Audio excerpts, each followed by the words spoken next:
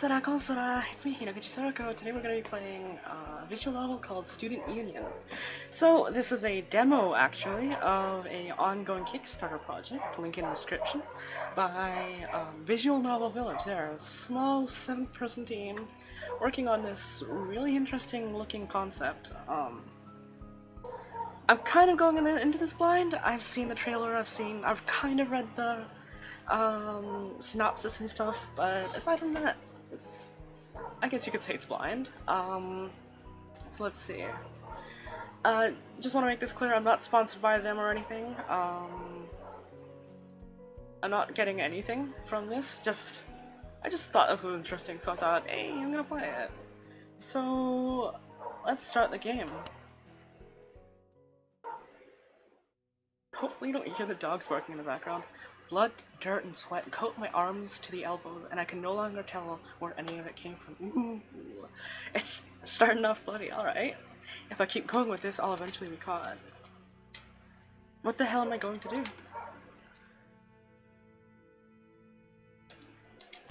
Turner! Oh shit. Teacher rushes into the office, pushes the door with more force than necessary. I flinch in my seat and sit upright. ... After taking a step in, oh my god, my dogs are freaking out. After taking a step in, she stops.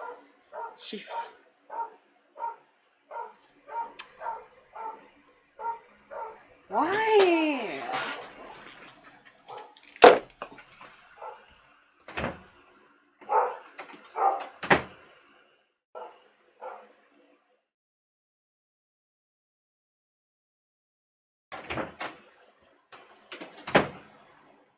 Alright, I'm back. Alright, let's go, let's do this. She finds me in a chair across from the empty desk. Oh, hey, you're in my class this year, aren't you? Hey, Miss Webb. Yeah, this year's the first. She eyes me with suspicion. Ooh. What are you doing in here? I was called into the intercom earlier. I'm not so sure yet. Okay, please keep waiting. She holds back annoyance, though not very well. That's me. As she exits, she closes the door more softly than she opened it. I look at the space around me, and this is the first time I've been here. The administration offices are sectioned off from the classrooms, and this one dwarfs the others. Unattended coffee, or maybe it's steam, sits on the desk. Steam wafting from the cup in the sunlight entering the window. Hey Walker, what's up? I take a breath while combing the office with my eyes. Actually, by smell, it's definitely coffee.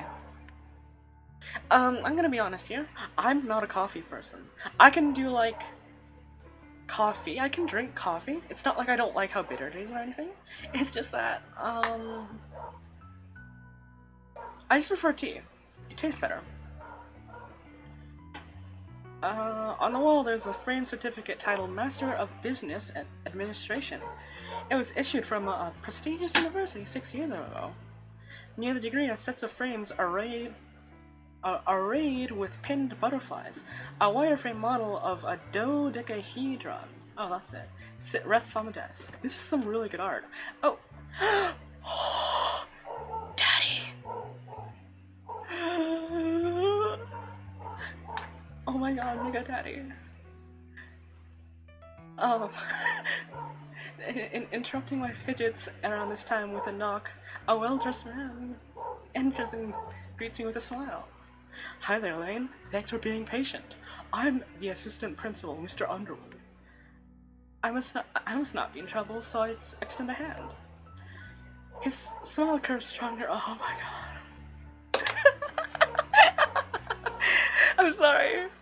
This is such a well-designed character. Fuck. His smile curves stronger at the gesture, and he shakes my hand firmly. His grip is stronger than mine. I can't. He closes the door behind him, walks to his desk, and seats himself. Go ahead, sit. I heard that you were asking around about odd jobs you could do for the school.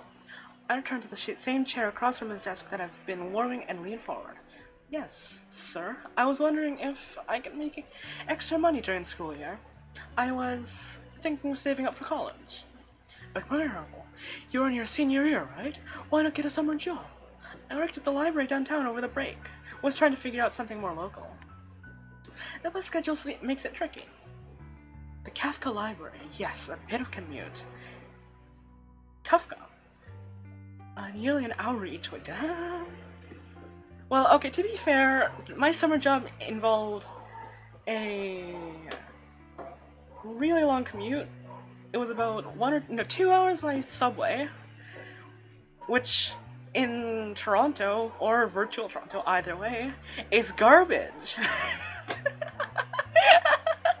Like, the signals break down all the time, the trains, the wheels fall off or something, it derails, those two things haven't happened yet. Well, the derailment happened, like, last year or 2 years ago or something, but, like, I don't think they maintain their trains well enough, or, like, they don't do something, right? They don't do multiple things, right?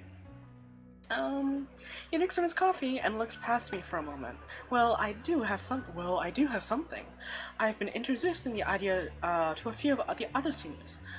What's your background? I straighten up in my seat a bit. I've had this interview-like exchange a few times. I'm from here. I grew up with a lot of the students. Not that I know them all well, but I'm not shy. My grades are important to me, and I'm a hard worker. I've had lots of jobs, probably more than other students. Mr. Underwood seems perceptive and maintains eye contact with me. I notice he's thumbing the side of his cup. His fingernail colors white from the pressure. Where else? I worked at the passing gas. The gas station? Yeah, I worked afternoon shifts on weekends for a while. I stocked shelves at the groceries too. Also, sometimes they need help at the water treatment plant and hired interns, so I've done work there on and off. You stay busy, all of your work will pay off and you should feel proud. I grit my teeth and hold back any response. After a couple of seconds pass, I nod slightly. Mr. Underwood pats a small stack of papers on his desk. You have excellent grades too. You're a strong candidate. However, something I cannot glean from your file is whether or not you are able to work with little instruction. What I need is the student to take the project and run with it, reporting in weekly. He pauses, waiting for a response. I'm nervous, not from the content of the conversation, from something else. My face may betray me, but I attempt a confident nod. I'd be happy to try. What do you need?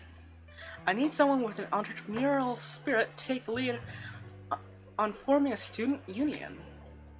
It's in the experimental phase, but I'm trying to convince the board it's valuable to both the students involved and the administration. Oh shoot. Despite an upfront cost, I can't.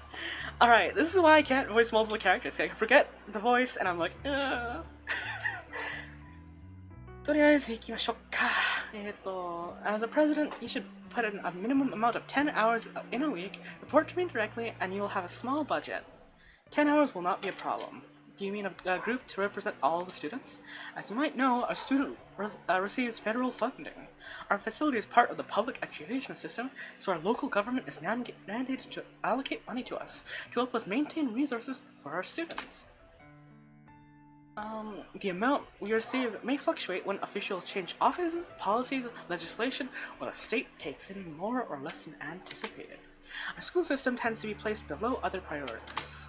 That's true, I guess, in many countries. What sort of initiatives, I guess, are more important than school? It depends on who you ask. Insurance programs, infrastructure, subsidizing local businesses, law enforcement, and assistance to struggling families. At mention of his last example, I catch myself looking at the worn tip of my sneaker and redirect my gaze to Mr. Underwood. Mr. Underwood smiles. You're not going to find many here who disagree that education is important. Many moving pieces play a role in this decision-making, but I did not call you in here to talk about that.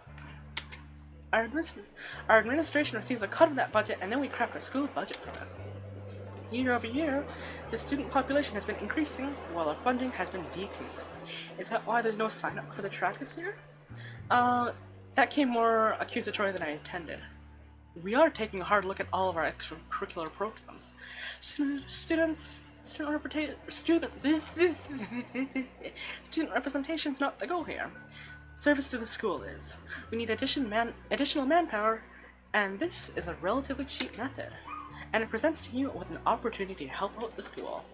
If you do well and recruit some of your hard-working friends, you'll make a positive impact. I cannot make promises beyond guaranteeing you a paycheck. I take a deep breath, collecting confidence to put forth my most important question. How much will I be paid? Minimum wage, the same amount you receive from the library. He responded without hesitation. He was prepared. It's disappointing, but it's more than I can realistically expect. Mr. Underwood downs the rest of his drink and glances at the clock on the wall. Are you interested? I hesitate, but only for a moment. I need this. I'm out of other options. Maybe I can reconnect with some old friends. I equip confidence and trust Mr. Underwood. Definitely. It seems complicated, but I can help with whatever you need. Are you sure? This is not a small project. For me either. He glances at the wall behind me again. Yes, sir. What sort of work will I be doing? Underwood smiles. There you go. First, I believe that you could support some of our administrative functions. We need someone to man the library here too, for example.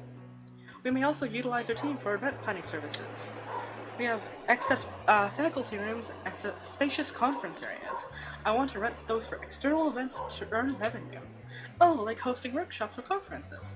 I help the library with scheduling seminars. Yes, I need to develop a formal list of your responsibilities and the responsibilities of the union as a whole, achieve board approval, and get some paperwork to you. What you need to do in the meantime? What you need to do in the meantime is vital. Please recruit at least 4 other students by the end of the week. That will demonstrate to the board we actually have interested and ambitious students, the fuel of the program. It will not work if you're the only participant. Oh. Like a bucket of water thrown on a freshly lit match. Mr. Underwood senses my mood swing. You can ask some of your... He seems to catch himself and continues after an awkward lapse. Your classmates for help. It will actually be a great exercise for you in preparing your role as delegator.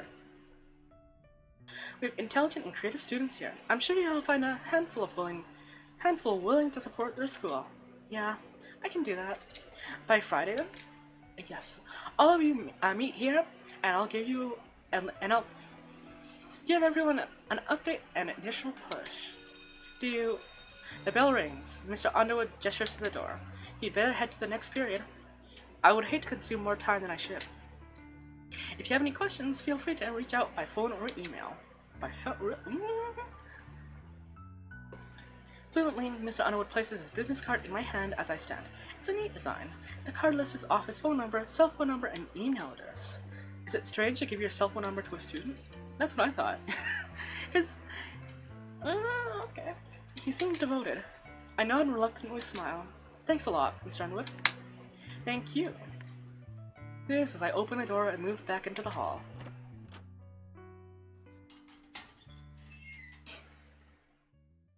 Collecting my belongings from the first period was easy, since I hadn't brought Some students' books are still in order and haven't arrived.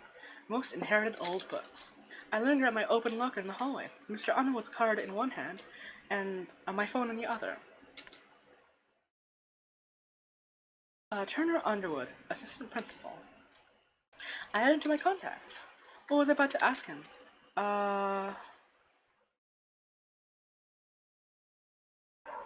Let's go with this one. Can I do anything now? You have enough on your plate. There's no upper limit for candidates. I'll manage promises to the board. I slipped Mr. Underwood's business card into my warm wallet. With a metal clack, I close my empty locker. The sound echoes. The students who are shuffling around me have already entered their next classes. I haven't memorized my schedule yet, so I ease my crumpled note from my pocket. After a confirming glance, I crinkle it back in place and walk. At least I know a couple of people I can ask for Mr. Underwood's project. During lunch, or this afternoon may be a good time to ask around. In the meantime, since I don't have many details worked out, otherwise, I doubt I'll persuade anyone. 2 students, myself included, would be guaranteed at least. I'll need 3 more. Holy shit, she's still going at it. Why? Students are standing in irregular circles outside my destination. Groups migrate past me while I approach 2 students in the conversation. Why not? He is strict. He lives right next to me. It doesn't matter how hard-assed he is. Or where we hand off? She's helping me like before. I don't know. Hey, Evan spots me, and with a sidelong step widens the circle of two. Why is everyone up here? Forget it, man. Either ignoring or reacting to my interruption, she moves against the flow of the other students. I notice the classroom we've been negotiating near is empty. I think art's cancelled today. Why? I begin moving with the flow of the crowd, and Evan follows beside me. I can't speak. I don't know. She can come in, and Coach Jean just told us to head to the gym. You mean Miss Webb? Yeah, Ross said she was really upset this morning. His eyes look past me and catch on a passing classroom door. Instinctively, I follow his darting gaze and see nothing but a closed door. He continues doing this with each room we pass, so I decide to ignore it. She looked in. She was trying to find the new assistant principal, but I don't know why. It's weird. What is? I don't know. It's different this year. Oh, did you? Oh, stumble hard and grip the handrail. But the loose handrail provide no support. I release it with a jerk and catch myself on the wall instead, palms open. Beyond the inner railing, a narrow gap separates the flights. The height from the second floor creates a more potent wake-up call than the smell of Mr. Underwood's coffee. Crap, that'll really hurt someone before it's fixed. I'd right myself before we continue down the stairs. Did you ask about a work-study position? Mr. Underwood said he'd like me to start a group, like a paid club that'll help the school. See, that's weird too. You know about the layoffs, right? And with way less selective classes. Principal Decker must be desperate, that's all. Mr. Underwood mentioned the school's budget was cut. That's more weird, not less. How can they pay you? There's less staff, but not less work. They have to pay someone to do it and work cheap. Me? Yep. I face Evan outside the gym entrance and with pep in my step. The burst of energy exhausts him. It's minimum wage. You'll need to put around 5 hours a week. Wait, what? I've got a lower limit of 10. I've got a lower limit of 10 since I'm organizing it. Lower? Evan scowls at the floor, as expected. I'm smiling. I don't know. I have a lot of questions, and you can't...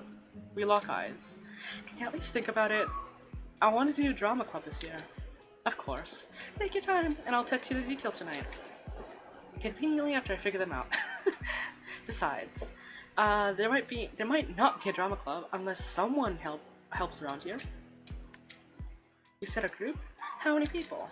3 more to get us going. Wanna ask Holly? It's probably not her thing. Doesn't hurt to ask. Let's go in now. I think we're late. Why is she? Everyone's sitting around or playing ball. Our class has around 20 members. There must be well over 4 classes in here. They might as well have cancelled school today. I almost don't hear Evan over the chatter. Ross might have the right idea this time. What's going on?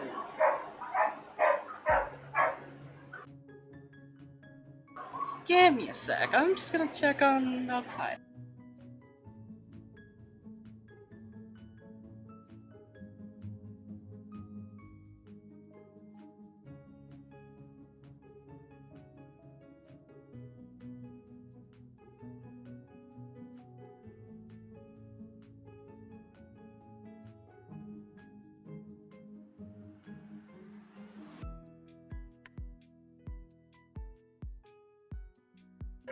Alright, I'm back. My dog's freaking out at my mom for some reason, and I don't know why. Alright, Evan follows the sideline. So what were you two talking about? Nothing really. I meant...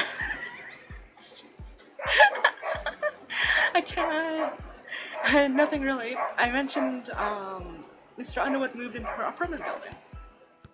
My shot bounces off another student's, just above the rim, so I left another ball rolling there. How'd you find out? He asked me to move a couple of boxes. He lives alone, I think. But he seems nice. That's good. Oh, hey Rin channel. Hey Rinny. What's up? My throat feels...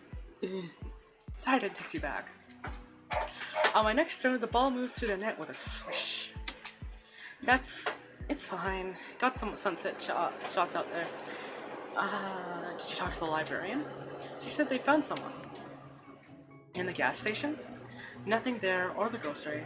Timing's off and they have enough hands. You know, I can do your homework sometimes. Or cover for you. Or cover for you.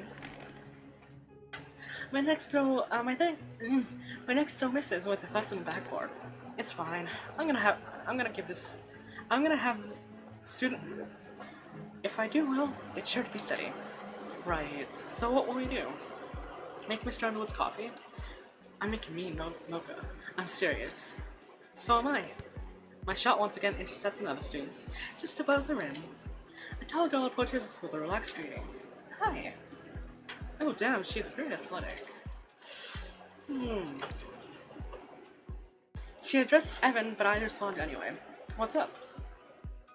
It is better to take turns. I'm briefly confused and I glance at Evan. Her message clicks after he nods to the basketball goal. Oh, sorry.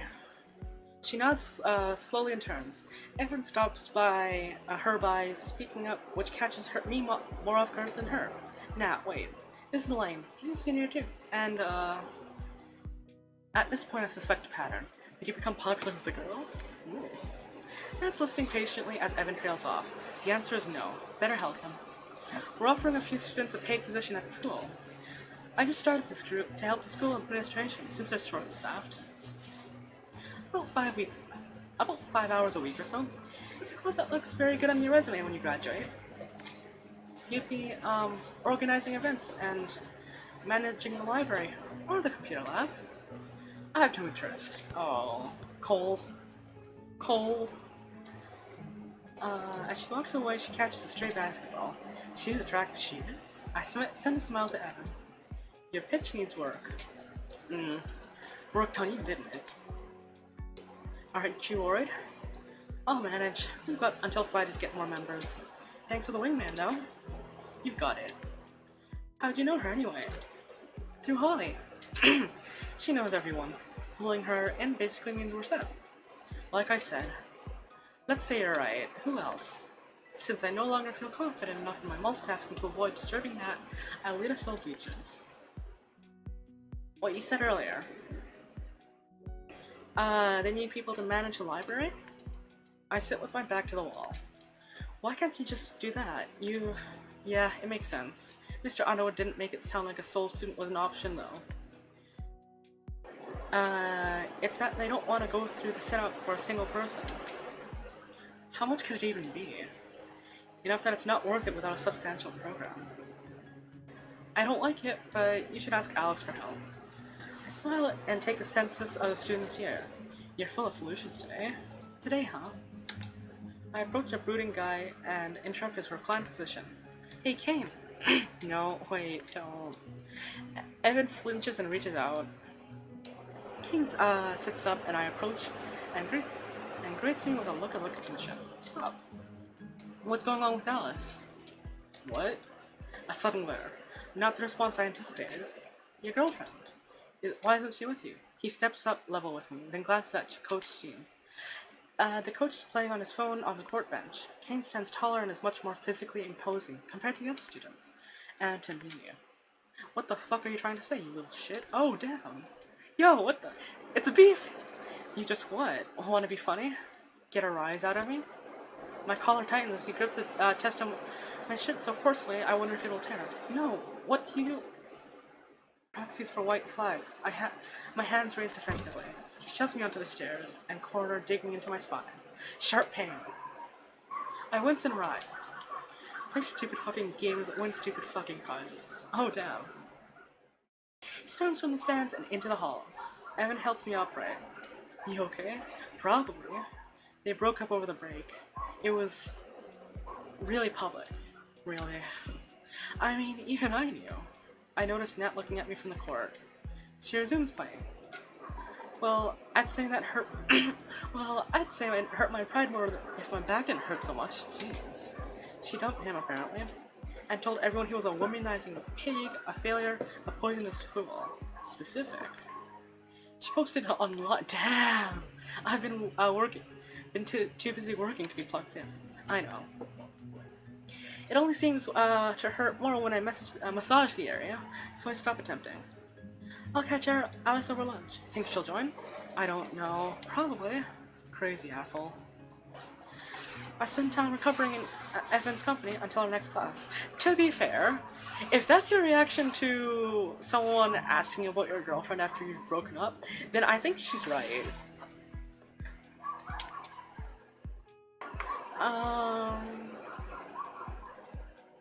As my sounding board, Evan helps me think out more of the group's jobs. We at least become more familiar with the idea. Alright, scene change. The din of the cafeteria discomforts me. Same. Energetic freshmen socialize with a few outgoing upperclassmen. I don't see Evan, but scan carefully for my target. Despite the noise, there are fewer students than last year as usual. I might be wrong about that, but since Mr. Underwood said there were more students overall, the room disperses the aroma of the kitchen. Chicken strip day. Reliable as ever. Oh god. There it is. The frickin' food. Wait. Is that a fox skull? Oh no, that's a headband, right? Yeah, that's gotta be a headband. She's staring at her food, expressionless, as if separated by miles. I decided I'll put an end to that and sit across from her. It's funny to see so many empty seats around you. She flinches, dropping her plastic fork. Oh god, I'm definitely gonna have to do a high. Oh, hi there. Ah! Oh, hi there. Ah, fuck, I can't do that. You're right. Where is everyone? She steals my fork. Oh god, she's got one of these people. I was gonna ask you that, honestly. Oh, well, I'm not gonna do it. I give up. It's too strong. It's too much strain over my voice. Or catching up. I haven't seen you since forever. You got huge. You just shrank. With a grin, I begin enjoying my finger food. My vast cuteness has simply reached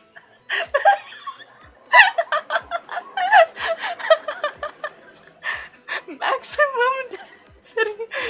Oh, that's a quote for the days. I love it. You're dense, huh?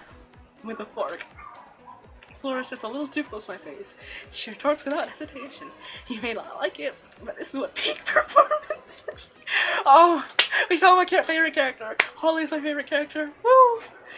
Not only that, but she wears cat or fox ears. I'm just gonna say she's a fox, cause yeah. I didn't say I didn't like it. I love it. God. Good. Now then, dear wanderer, why hast thou approached my spring after so many years? She's the kind of person who would dab unironically. Genuinely. Alright. Weeks, you mean? The break isn't that long. Every day, without sufficient worship, is another scar upon my soul, an affront to my divinity. She's a cheating beauty. I love it. I love her. Awfully needy for a goddess. Her library kept me occupied. Working, of course. Boring as usual. Responsible has a better ring to it. What were you doing then? Oh, great one. She hesitates. Just preparing for the harvest. I think she changed her number over the break. I can read the mood, so I don't pry further. Well, I hope my current tribute will make up for my heresy. It's a start. Her little fingers trace the edge of her tray. Her untouched food must be cold by now. Things will pick up by next week. Speaking of work, though, her positive expression dissipates. I'm starting a student union, and we can use a mascot. A mascot?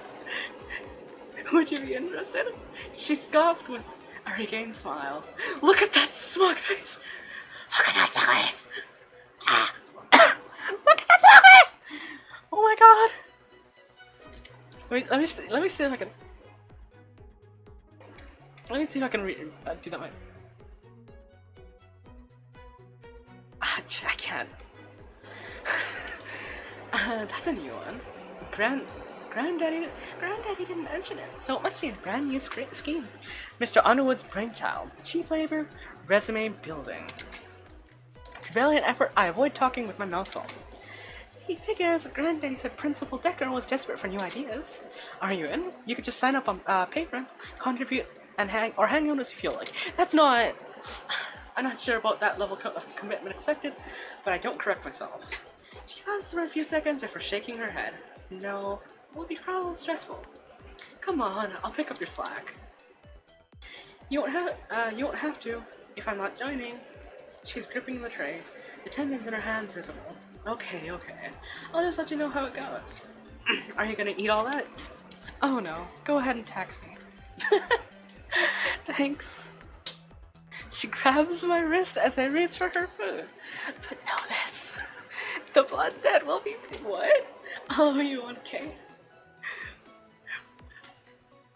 Okay, I shall hold you intimately to that promise, Wanderer. She's my favorite character. Waifu material. Hold on. Oh shit. Shit, I lost. You missed a vow. Ever gonna get tired of being so silly? It's not silly. It's not silly. It's fun. Oh my god, I can't do that voice, but whatever. Don't people make fun of you? At this age, I almost died. My supreme adorable ability grants safe passage. I can make fun of you if you're feeling left out. Her expression becomes difficult to read, but only for a moment. I'm not. Hey, mind if I sit with you? Evan stands beside the table, awaiting permission to intrude. Just as I'm about to tell him it's fine, Holly beats me to it. Another one joined the block. Please kneel, traveler. I'll just sit. What took you? Calculus is no joke this year. His exasperation is palpable. With a few extra newtons, he plops down. Really? Did you find your limit? Oh! It's another character. She looks cute. Fucking Megane. Oh my god. Fucking Megane. Megane. Glasses. Alright. Evan's eyes roll. Evan rolls his eyes as a thin girl slides into place beside Holly. Her hairstyle changed with a break, so it takes me a second to recognize her. She looks at me with a grin, which helps jog my memory pretty quick. Welcome to the foul feast. I'm not gonna try that. I'm gonna keep trying that voice, but I keep saying G. All right. Holly bounces with enthusiasm and oh, hey Frank man, what's up? Holly bounces with enthusiasm and bumps the shoulders with Alice. Thank you. You like Mr. Underwood's class? I respect the man. He's a good instructor. Speaking of, I'd like to talk to you. Oh? I glance at Evan with whose expression tells me the plan's off. Mr. Underwood told me about the student union. I'll be joining, of course. Great. As a president, naturally. My smile fades. I've been wanting an opportunity like this for a while. To really start making some changes around here. It took someone new in the administration to incite the shake-up, but I suppose that's how it goes. I'm glad you're into it, bud. Mr. Underwood already agreed. The valedictorian leading the charge makes for a compelling sell to the school board. Sensing conflict, Holly shrinks. Evan eats his meal. I'm best suited for seeing this through. I lean forward on my empty tray. Did he mention how many hours I'd get? He said I'd need to give at least 10 hours. He weekly manages a group, but we're not sure how utilized members will be. You can always work less, but... Oh, I need to charge my phone. Give me a second.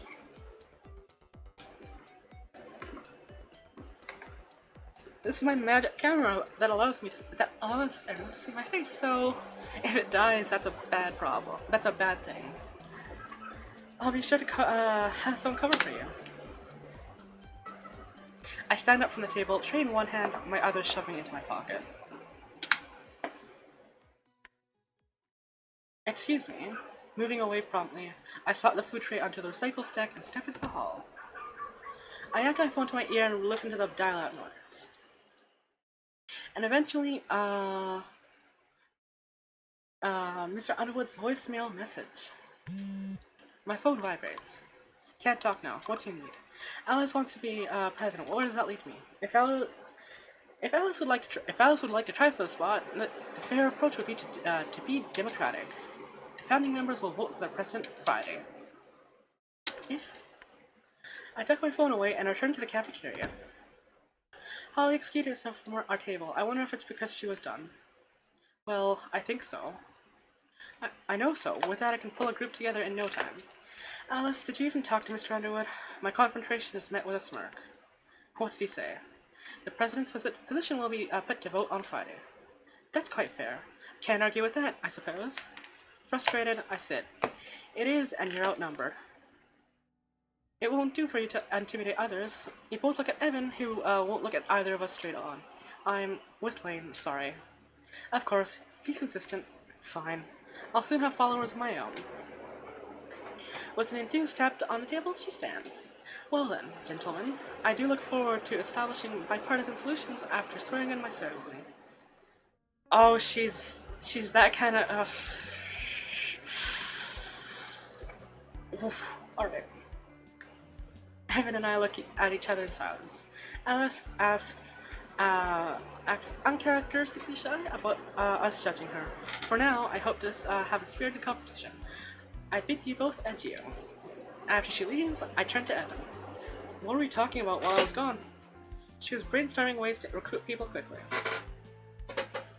And the short version is to make false promises, get lots of students to join.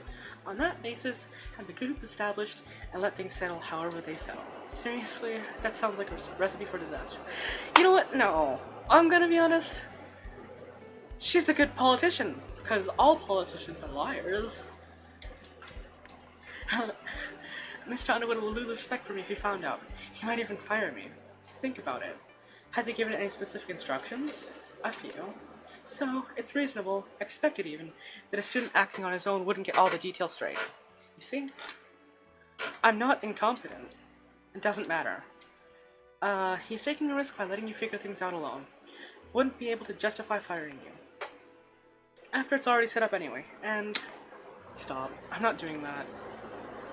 But you need the money, and if Alice does it, then I might get less work from the school. Big fucking deal. At my snap, he flinches and looks at the remainder of his lunch. Okay. Are you gonna finish? You can have the rest. Thanks. Inelegantly, I pocket his last morsel.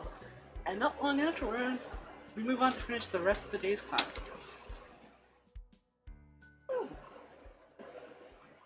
Normally, I like the last class of the day, but not this time.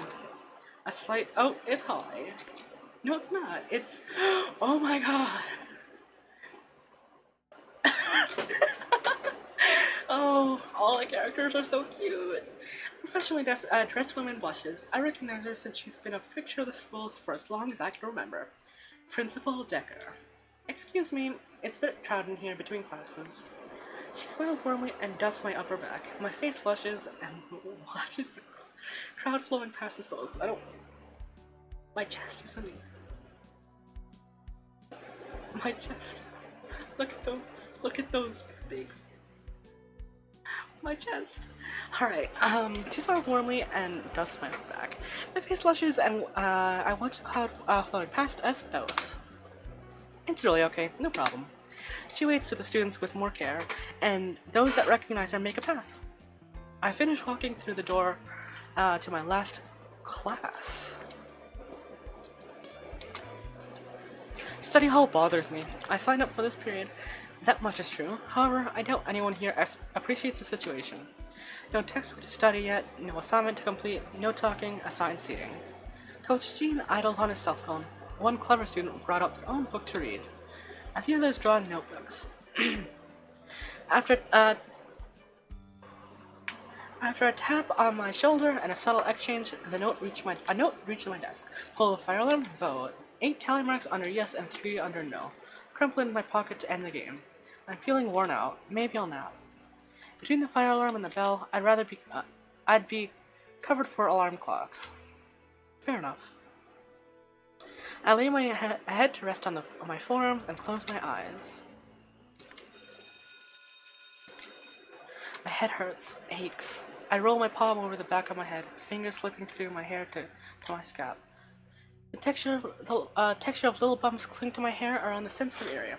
Soft clumps connect beneath my fingernails. Oh, fuck! What? Sitting up through a burst of dizziness, I hold one side of the desk for balance and pull one hand in front of me. A residue of dried blood stains on my palms. I don't think I'm bleeding anymore. Kind of hard to focus. I check my phone's clock. After pressing past the low battery notification, I can see it's almost 8:30 p.m. My sore back and throbbing head convince me not to stop and brood. I struggle into the empty hall, each step with increased equilibrium. Though it's dark, I'm able to find the entrance via a faint light on my phone and from the hall windows. The front door doesn't give way. Calm, I try again. It dawns on me that I'm locked in the school. I survey the door, hall, and nearby windows. No luck with finding an easy exit. Just when I'm about to call Mr. Underwood, my phone dies. Great. Camping here isn't gonna kill me, but I'd rather not. I carefully move down the hall to investigate the first floor. Anyone here? My voice echoes. Many of the classrooms are locked. Those that aren't hold no signs of life. Fuck, what was that? Oh my gosh, I'm scared. I hear a thud from the ceiling. I step closer to the main wall, which is poorly lit. Hello?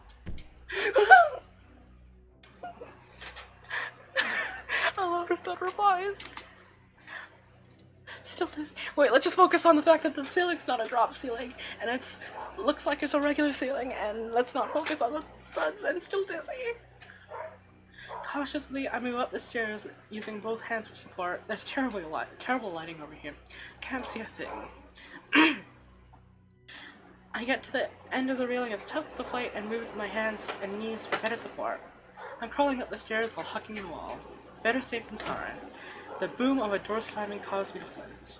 I hesitate, but continue upward. Words catch in my drying throat. My hand touches something in darkness, something warm and wet, like the inside of my mouth. Feeling that quickly, my knees skid down one stair below. I stop and listen. I wipe my damp hand over my jeans and continue moving up, taking great care to avoid that area. From the top of the stairs, the hall is illuminated by a lit, open classroom. Silently, I move my feet and sidle? Okay. Is that a word? I've never heard that word. Alright. Sidle to the door. Maybe it's slide. I peer inside to see wide eyes staring back. Fuck me! No, why did I get scared of that? Miss Webb, why? You have big tits. I cover my heart and jump at the same time she sees me. Her fright flips to irritation. You? What are you doing here? Nothing. What has Turner got you doing now? No, I'm not. I'm trying to go home. The door is locked. Why are you here? She closes the distance between us. I fell a little asleep. Couldn't stop me from sounding like an excuse. She glances at the clock. Really? You napped over 6 hours, huh? I'm so sorry. I was embarrassed. I bumped my head at the gym today and I felt sleepy during study hall. Let me see. She inspects my head with her finger and I wince. Her expression softens. Oh, are you alright? Are you alright? I heard a lot of noise up there. I was unpacking and setting up materials for tomorrow's class. There are several cardboard boxes in her classroom, one of which are empty. Paper, pencil, pastels, markers, newspapers, sketchbooks, and other supplies are splayed out on the floor. I heard a door. Look, let's get you started and call your parents. She appraises me. Jeez, you haven't got blood in your pants. Why didn't you tell someone? Looking at my thigh, I confirmed myself and turned towards the stairwell. What's your name? Elaine. My phone died. Mine didn't. What's her number? I look back at her. Whose? Oh, I don't remember. Okay, I'll look it up. Come on, then. She takes me by the wrist and leads me to the administrative side. We enter an office door labeled Principal Decker.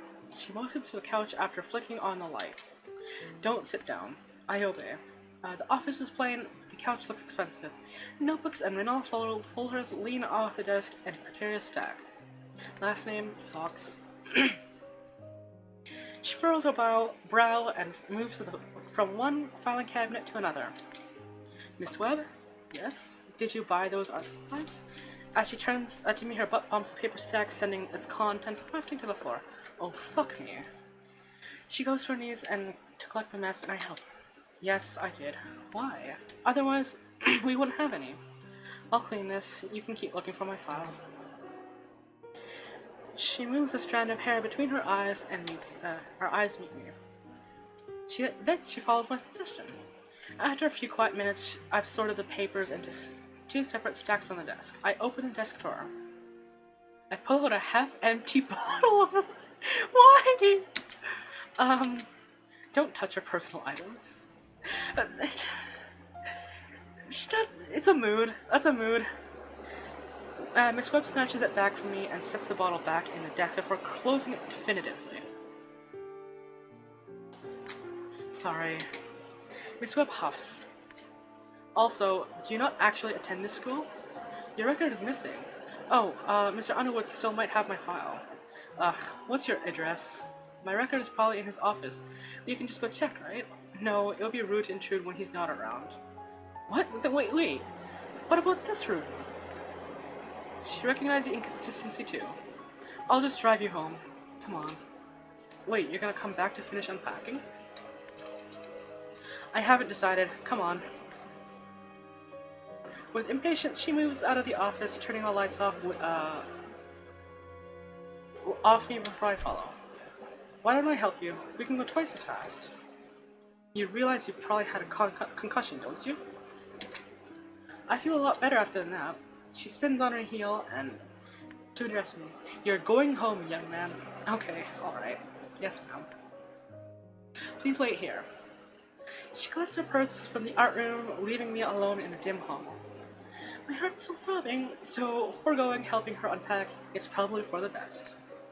I place my hands in my pockets and realize the one which held the 2 notes is empty. My schedule is gone, and so is that fire alarm note.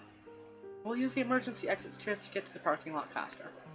Miss Webb moves ahead of me, and in the opposite direction of the pitch black stairwell, I follow. When we set off the fire alarm, we should, but it's broke. Wait. Wait, hold on. That's probably against some regulation, right?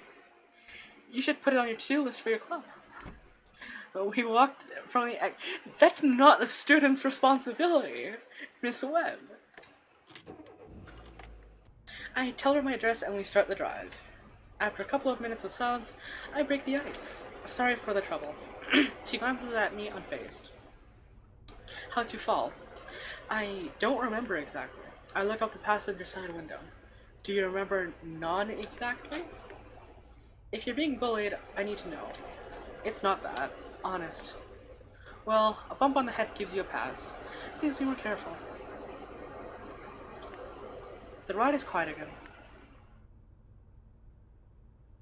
Not sure how long. My mind wanders. ... Your project with Turner, Mr. Underwood. Was it your idea or his? I think both. I asked what I could do to help for a part-time job, and he recommended it. So what was your decision? Something you want to do? I hesitate. Definitely, yeah. Do you want to join? She laughs slowly. I'm not a student anymore. I've had my fill of groups in college. Maybe we can help you. For a start, I can come in early tomorrow and help you finish unpacking. You're dead set on it, huh? Her focus returns to the road. If you mean it, I'll be in that classroom around 7. There's no pressure, though. It should take us no more than 30 minutes. Thanks.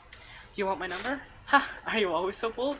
Or just with a head injury? I feel my cheeks flush. But thank you. You can call the school and ask for me if you need to. I nod. Is this it? We've arrived at my place. Miss Webb pulls the car closer to the parking area. The parking area? Not the driveway? Okay. Yeah, the one on the left. Thank you for the ride. There are no cars parked next to the building, and all the lights are off. Maybe it's an apartment. Miss Webb looks like she's about to ask me something, but she seems to change her mind. No problem. Do you have a key to get in? Oh, it is an apartment. Oh. Yeah, I'm good. Alright, see you at school. Miss Webb waits for me to go inside before driving away. I'm greeted by a passionate meow. Meow. I know. You're the one who wouldn't go out this morning.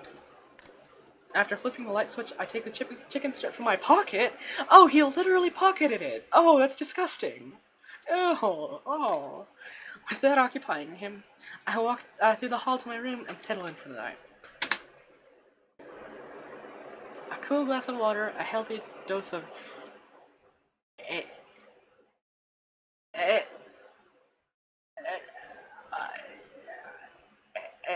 acetaminophen, and a change of clothes refreshes me. There's a little scratch on my head that I can trace with my fingertips, but it doesn't hurt. Scabbed over, probably. I sit back and pick up my charging phone. I'm already winning. Who gave you my number? Information asymmetry is too fun to ruin. Truce? Let me be president. I need. What? Typo.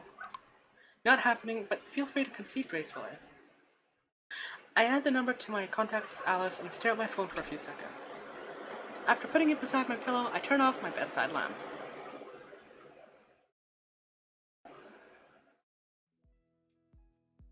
Bright and early as I promised, at least on my end. Someone on the other than Miss Webb shows up and, to my surprise, stops to unlock the door. Rosalind shoves the door against the wall with a slap. What are you doing? Going in? You coming? I follow her inside, closing the door behind us. Leave it open, man. After muttering an apology, I reopen it. Okay, so really, what are you doing here? I owed Sam a favor. Are you good? She leans on the doorframe and gives the room a look. Who's Sam? Your teacher. You mean Miss Webb? I appraise her, my eyes, moving over her body. She stiffens. I highly doubt her idea of you was helping to open the door for me this morning. Why don't we get started? It'll be quick. Come on, Ross. I can use the company. Fine, what do I do? I'm not sure what to do either, so I improvise. See those boxes? You can find out the supplies. I'll set an easel per workstation here. Bossy, aren't you? You literally just asked me what to do, you know? So let's get to it. Her fingers trace the edge of Miss Webb's desk as she moves to the box I indicated. Sure. This is for Sam, not you. Don't get any weird ideas. I smile. We set the room for the classes to come, and to my surprise, Ross pulls her weight. Why are you up so early? She ignores me. Where's Miss Webb anyway? She's just busy. We continue. Once the cardboard boxes have been cleaned out, we begin ripping them in half to tear it into compact strips. Hey, quit it, dumbass. Ross kicks me, causing me to stumble and turn abruptly. Ow, what the hell? She snatches the torn box from me. Don't you think she'll want to reuse these? Or recycle them for something? Oh, you're right, sorry. With a huff, she pushes the boxes behind Miss Webb's desk. So that's it? I think so, yeah.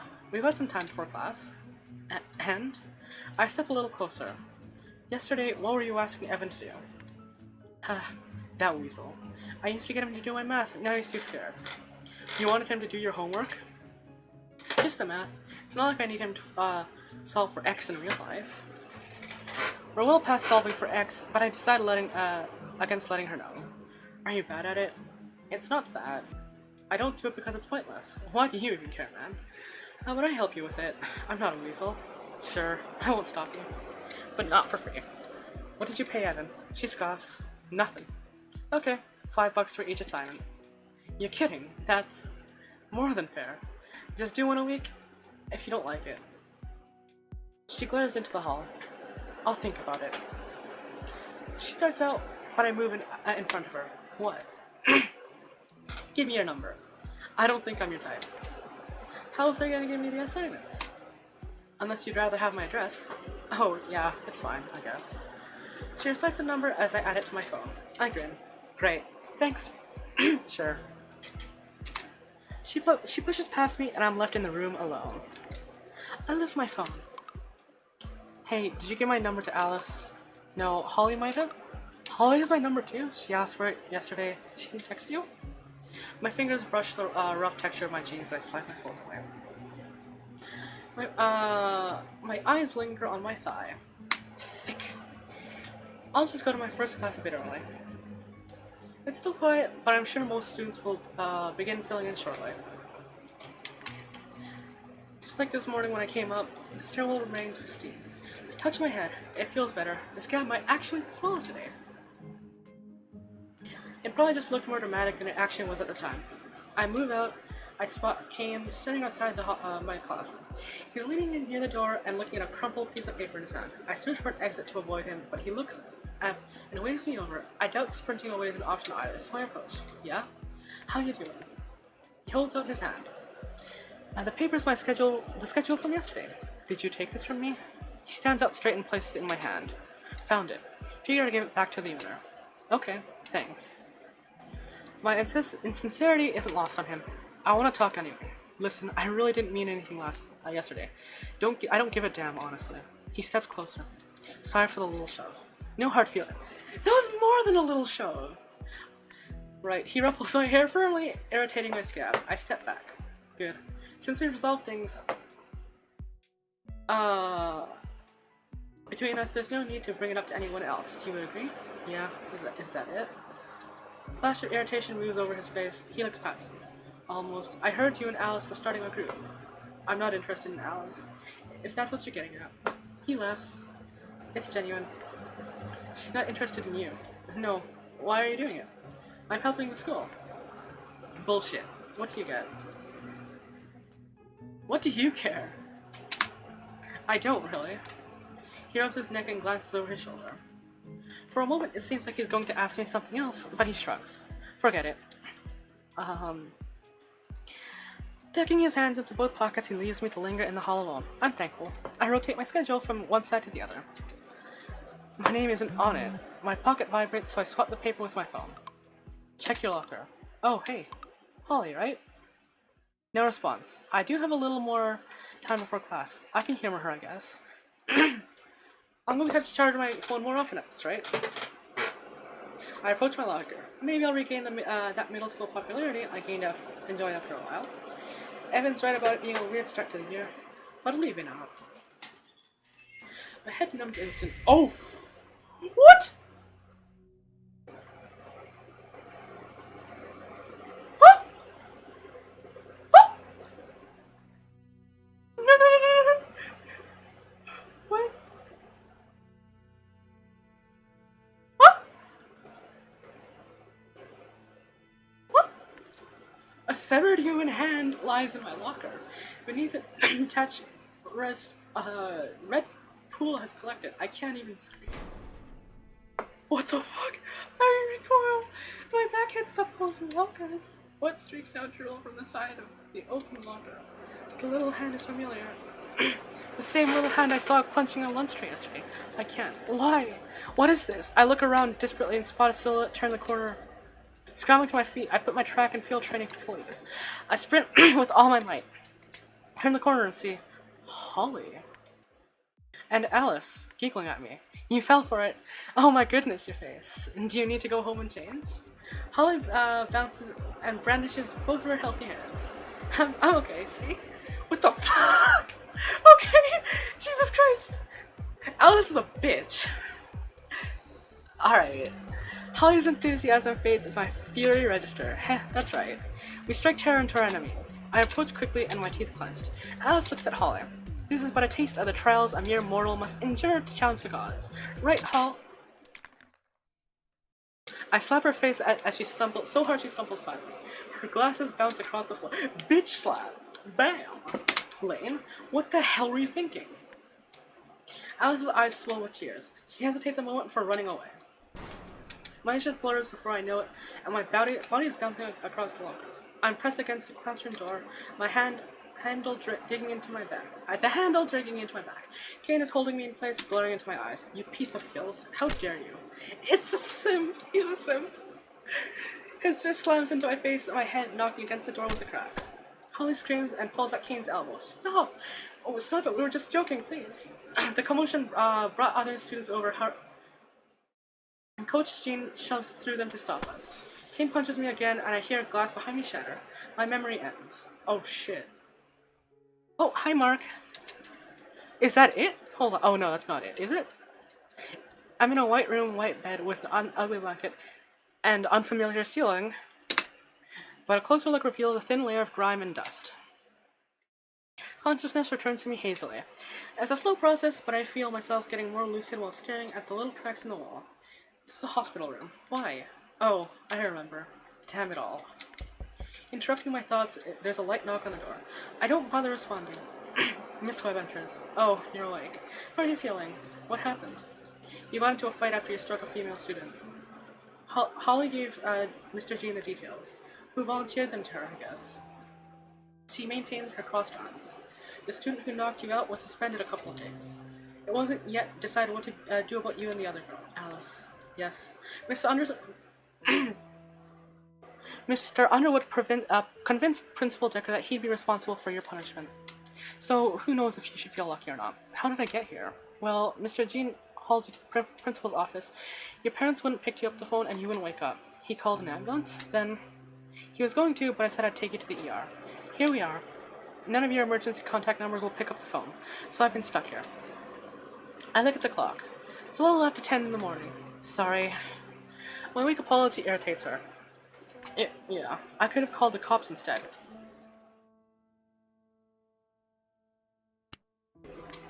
Can you explain why no one will pick the phone? I don't know. Miss Webb sits next to the bed.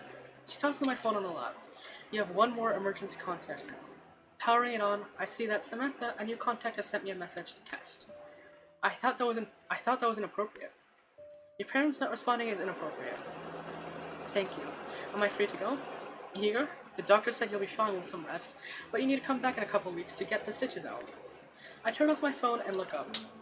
Starting to rub my freshly treated wound, but she whacks my hand down.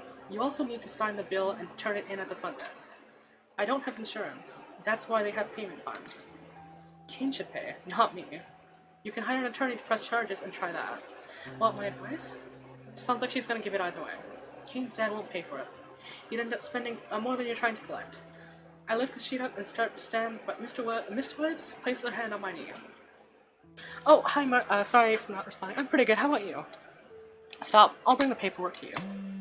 I have hit first. My cell buzzes. We need to talk. Flip through my text history with Alice and type, I'm really sorry I lost my temper. After staring at the draft message for a while, I decided to delete it. I can't believe I did that. What's wrong with me? I was so on edge. I need to talk to her. I'm standing by the window and ready to leave, but by the time Miss Webb enters, clearly disapproving of me being out of bed, she hands me a clipboard. The paperwork churns my stomach, nauseating. An x-ray, stitches, doctor fee, administration fee, totaling of nearly $3,000. It says the office will call me and mail it to set up a payment plan. I sign it. Can I ride back to school with you? She looks shocked. What? You don't have to. I can take you home again. I want to go back. For what? Tourniquet late. It's not that. I just need to. Please? She sighs. Okay, don't make me regret it by being even in more trouble. I ashamed and don't look her in the eyes. I won't. She leads me out of the facility. It's not long before I'm in the passenger seat of her car again. You're gonna owe me some gas money at this rate. My teeth clench while I sit quietly. She looks me over. That was a joke. It could have been worse, you know? Did Rosalind and I do okay on the setup? What? The art supplies in your room. Wow, Roz actually helped? I yield a small smile. She knew more than I did. I haven't had time to check, for some reason. But I appreciate your help. The ride becomes quiet, as we soon reach a school. Hey, it's a Tesla. I follow Miss Webb indoors while looking at my phone. It's a period just before lunch. She faces me. Put that away and go to class then. Go on. I nod and pocket my phone. Okay, thanks again. Yeah. With a little wave, she moves off, presumably to her own classroom. After she turns the corner, I grab my phone again and walk. Not in the direction of my current classroom. You're in math, right? Yeah, so can't text much. What the hell happened? I need a favor. Okay, what? Pass Alice a note to meet you in the gym right now. Why? Just do it. Minutes pass. The wall just inside the gym entrance supports me as I stand waiting. Soon I hear the familiar voice approaching. What's with the strategic bathroom breaks? It's just, come in here. In the gym? Oh, are you attempting to take advantage of my single status? Evan catches a view of me as his face flushes. No, crap, I'm not. Definitely not. What's that? She tenses at the side of me. I push off the wall and hold up to open palms. I came back to school to apologize. Evan is helping. Alice praises me silently. Evan interjects. I'm sorry. She glances at him with acknowledgement, then adjusts her glasses. Alice, I lost my temper and I shouldn't have done that. I should never have hit you. I won't press charges, don't worry. No, it's not. You have nothing anyway. Is that all? I overreacted. I was really worried and... I get it. Are we done? No, you don't. If you want the president role, you can have it. No, you don't understand at all. So help me, damn it. I'm apologizing. Yes, and I do not accept your apology. I don't owe you any satisfaction. The mere fact is you're so desperate to apologize, and with a major concessions, hours after incident is proof of the severity of your action. So sit with that, and know that I will not offer you peace of mind. Alice, it's... and you. While she opens the gym door to leave, she holds a glow with Evan. You're a prop. You should learn to think for yourself, or selfish people like him will always take advantage of you. She exits. What's her deal anyway? Evan rubs his biceps, looking at the linoleum between us. Sorry, I need to go to class. He leaves me alone in the gym.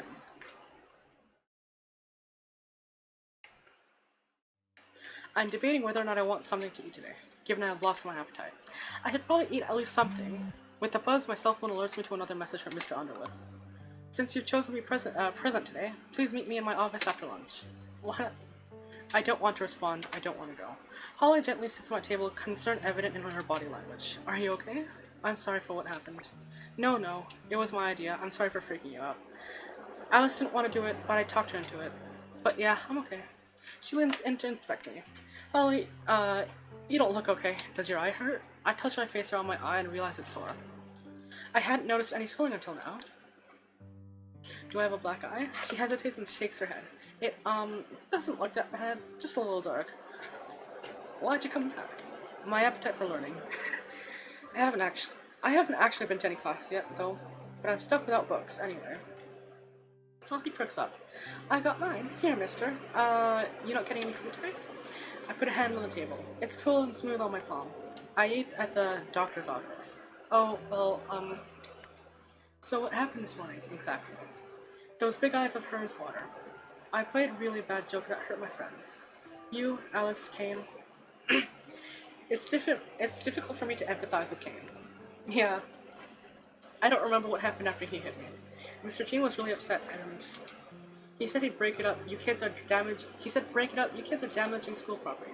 I chuckled at her impression and its contents. Sounds right. And there's not much else. Look, if you really feel bad, make it up to us. Huh? Crying won't help anyone. Go with me and Alice to Mr. Underwood, explain what happened. You're such a butthead. Well, I can use her support, and she doesn't seem to be in a position to refuse. Fine, I'll go to you. Great, we're going after lunch. The smells are getting to me, so I'm ready to leave now. But I'll wait for her to finish. My stomach grumbles, and I pull my hand from the table. Before Holly can comment, I hold my phone between us. Hey, you indirectly gave me your number, right? Is it okay if I save it? Of course. Text me anytime. I add her to my contacts. Will do. Holly starts to follow up, but notices my impatience and instead finishes her meal. I engage with my phone in the meantime. Let's text Rosalind. Hey, you hear about this morning? King clocked some kid dumb enough to mess with Alice, right? I'm the dumb kid. Lol, texting from a coffin? It's a little dark and cramped, and I'm running out of oxygen, but for some reason I thought of you in my last moments. That's a thing to message someone? Alright, let's see. Holly snatches my phone away from me. Mister, it's rude to be on your phone in the presence of the divine. It's rude to take something that's not yours. Hand it over. I hold my hand palm up. She winks and sticks out her tongue. Fine, I'm done anyway. After standing, her soft fingers brush mine while she folds my hand, closed over the cell panel. Secured, let's go do this. I stand with a sigh and begin leading her to the administration halls. Along the way, I look back at her. Hey, did Alice ask you to join the student group too? Holly nods. I said no. Okay. What should I say? To Mr. Underwood?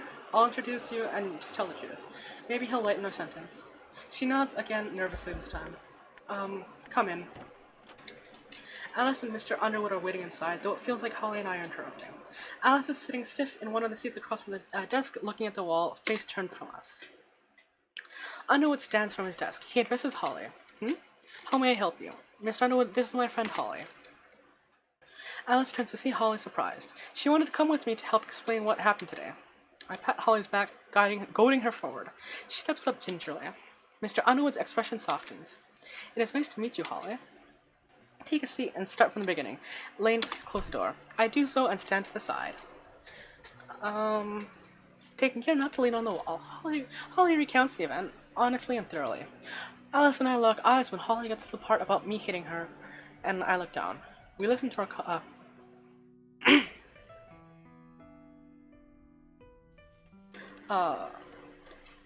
So you see, Lane blamed Alice, Kane blamed Lane, but it was my bad idea of a joke.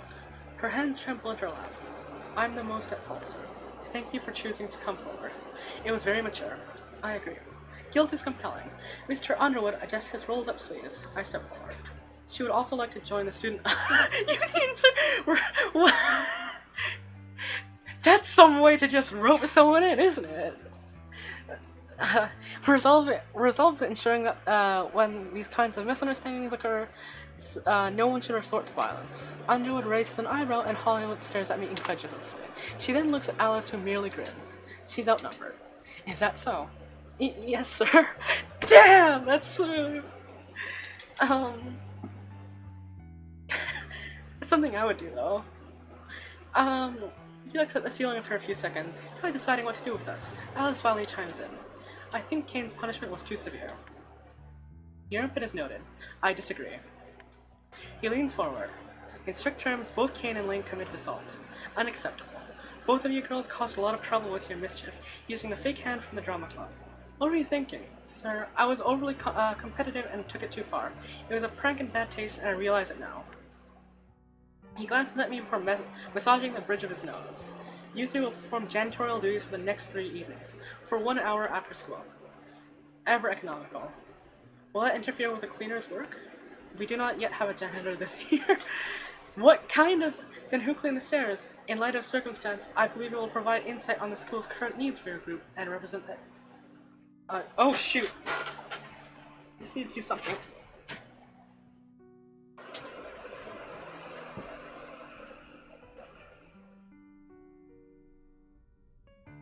Oh, damn, really? Give me a second.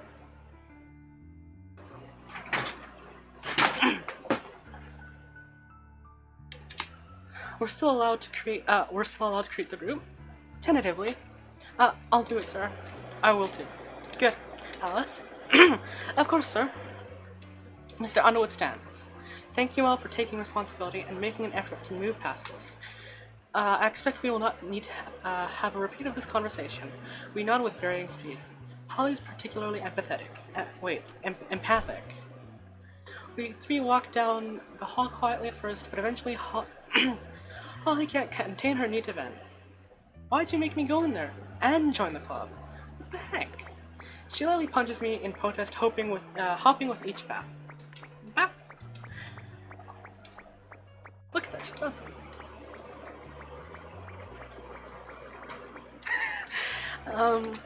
Hey, we said no violence, remember? You said several things that I don't agree with, mister. With my hand on her head to hold her back, she pops up. You should feel glad. I could have gotten revenge like in those gangster movies. You were going to cut off my pinky? If I was feeling poetic, I'd make it your whole hand. She hops back. Alice watches us with her arms crossed. We all got off easily, actually. I continue to address Holly. So, can I count on your vote, right? It's only fair that I apologize to you that I vote for Alice to apologize to her, okay? I give her a head pat. She swats it away in mock protest. That's fair enough. Thanks. The bell sounds. Alice treads closer. Her voice travels through the ringing. So you're not quitting after all? No, I guess not. If you accept my apology, I'll consider not keeping you on cleanup duty. I won't do that, but I will work with you if you remain semi-competent. I extend a handshake. Deal. Alice stares at my hand long enough to discomfort me. And walks away. What a bitch. Alice shakes out my outstretched hand in place of Alice and whispers, Deal. Deal. Oh, what the fuck? I fucking love her. See you after school. I fucking love her. Just little movements and stuff. Even though it's not like animated, like I am. It's still really cute. She leaves too. My stomach growls, but I can't hear it over the churn of the students around me. I feel the rumble of my abdomen as I go to class. Having deciphered the angry stares from yesterday's study hall, Coach decided we can use a free period in the gym today. I sit on the bleachers alone watching students socialize and play on the basketball court. I'm not looking forward to the unpaid cleanup duty after this. I run my fingers through my hair, carefully up to the edges of the bandage. The itchiness irritates me. Does it hurt? Oh, it's, frickin' gnat, yeah. She nods. It's sore, but not too bad. What's up? You're pale. My confusion disperses after a second, and I chuckle. Oh, you're worried about me? She places fresh water bottle on the seat near me. You can have this. Ha. Hey, you never said why you weren't interested. Inviting her to sit with me, I pat the seat. She hesitates. In the paid student group, I mean. She's a little further away than my gesture indicated. I may be going home soon. I'm sure hope so. The day's almost over. To my home country. I open the bottle and drink. I'm thirstier than I realized. Where are you from? Russia. My family made me move back. Sorry. No, I want it. What's wrong with here? She stares at me. I'll rephrase. Why do you want to move back? Friends and family. You have those here too, right? Not my brothers, or my boyfriend. The last of the cool water slides down my throat as I upturn the bottle. I kept the empty container. Oh, hi Taro. Yeah, yes, please head at me. I would love that.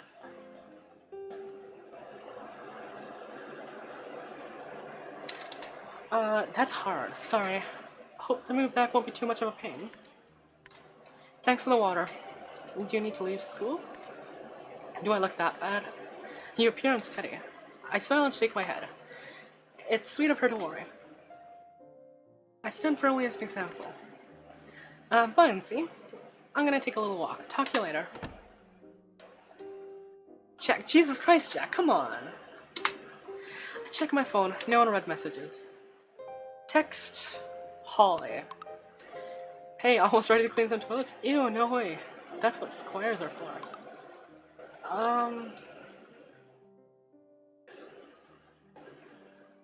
Schools. Left my gloves at home, my lady.